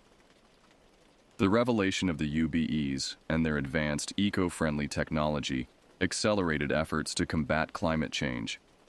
Some nations embraced the opportunity for cooperation, while others remained hostile. Ethan and I found ourselves at the center of it all, constantly traveling between Haven and human cities, mediating disputes and facilitating cooperation. It was exhausting, often dangerous work, but incredibly rewarding. 5 years after our broadcast, the United Nations officially recognized the UBE nation, and the first public human UBE scientific conference was held. It was at this conference that Dr. Reeves and a team of human and UBE scientists unveiled a revolutionary new clean energy technology that promised to end dependence on fossil fuels. But not everyone was happy with these changes. A coalition of oil companies and nationalist governments, seeing their power threatened, launched a coordinated attack on known UBE sites. It was the moment we had always feared, the start of an interspecies war. The conflict was brief but brutal. UBE defensive technology was far superior, but they were reluctant to use lethal force against humans. In the end, it was human allies who turned the tide, with millions taking to the streets to demand peace and cooperation. In the aftermath of the conflict, a new global order began to emerge. The UBEs slowly began to reintegrate into surface life, sharing their knowledge and technology to help restore damaged ecosystems. Human society underwent a dramatic shift, moving away from materialism and exploitation towards a more balanced, sustainable way of life. It wasn't a perfect transition. There were still those who feared or hated the UBEs, and integrating two such different species was an ongoing challenge. But year by year, things improved. 10 years after our original camping trip, Ethan and I stood on a hilltop overlooking a new city, one built together by humans and UBEs. It was a beautiful blend of human and UBE architecture, surrounded by thriving forests and clean energy facilities. "Did you ever imagine it would turn out like this?" Ethan asked, a smile on his face. I shook my head. Never in my wildest dreams. But I'm glad it did. As we stood there, I reflected on our journey. We had uncovered a mystery, faced dangers beyond imagining, and helped change the course of human history. But more than that, we had discovered a new family, not just with each other and the UBEs, but with everyone working towards a better future for our shared planet. The sun was setting, painting the sky in brilliant oranges and purples. In the distance, I could see the glittering lights of the city coming on, a beacon of hope in the gathering dusk. A group of human and UBE children played together in a nearby park, their laughter carrying on the evening breeze. "You know," I said to Ethan, "I think this is just the beginning. Who knows what we'll discover next?" Ethan nodded, his eyes bright with the same sense of wonder that had led us into the forest all those years ago. "Whatever it is, we'll face it together." As we made our way back to the city, I felt a deep sense of peace. The world wasn't perfect, and there would always be new challenges to face. But we had proven that with understanding, cooperation, and a little bit of courage, anything was possible.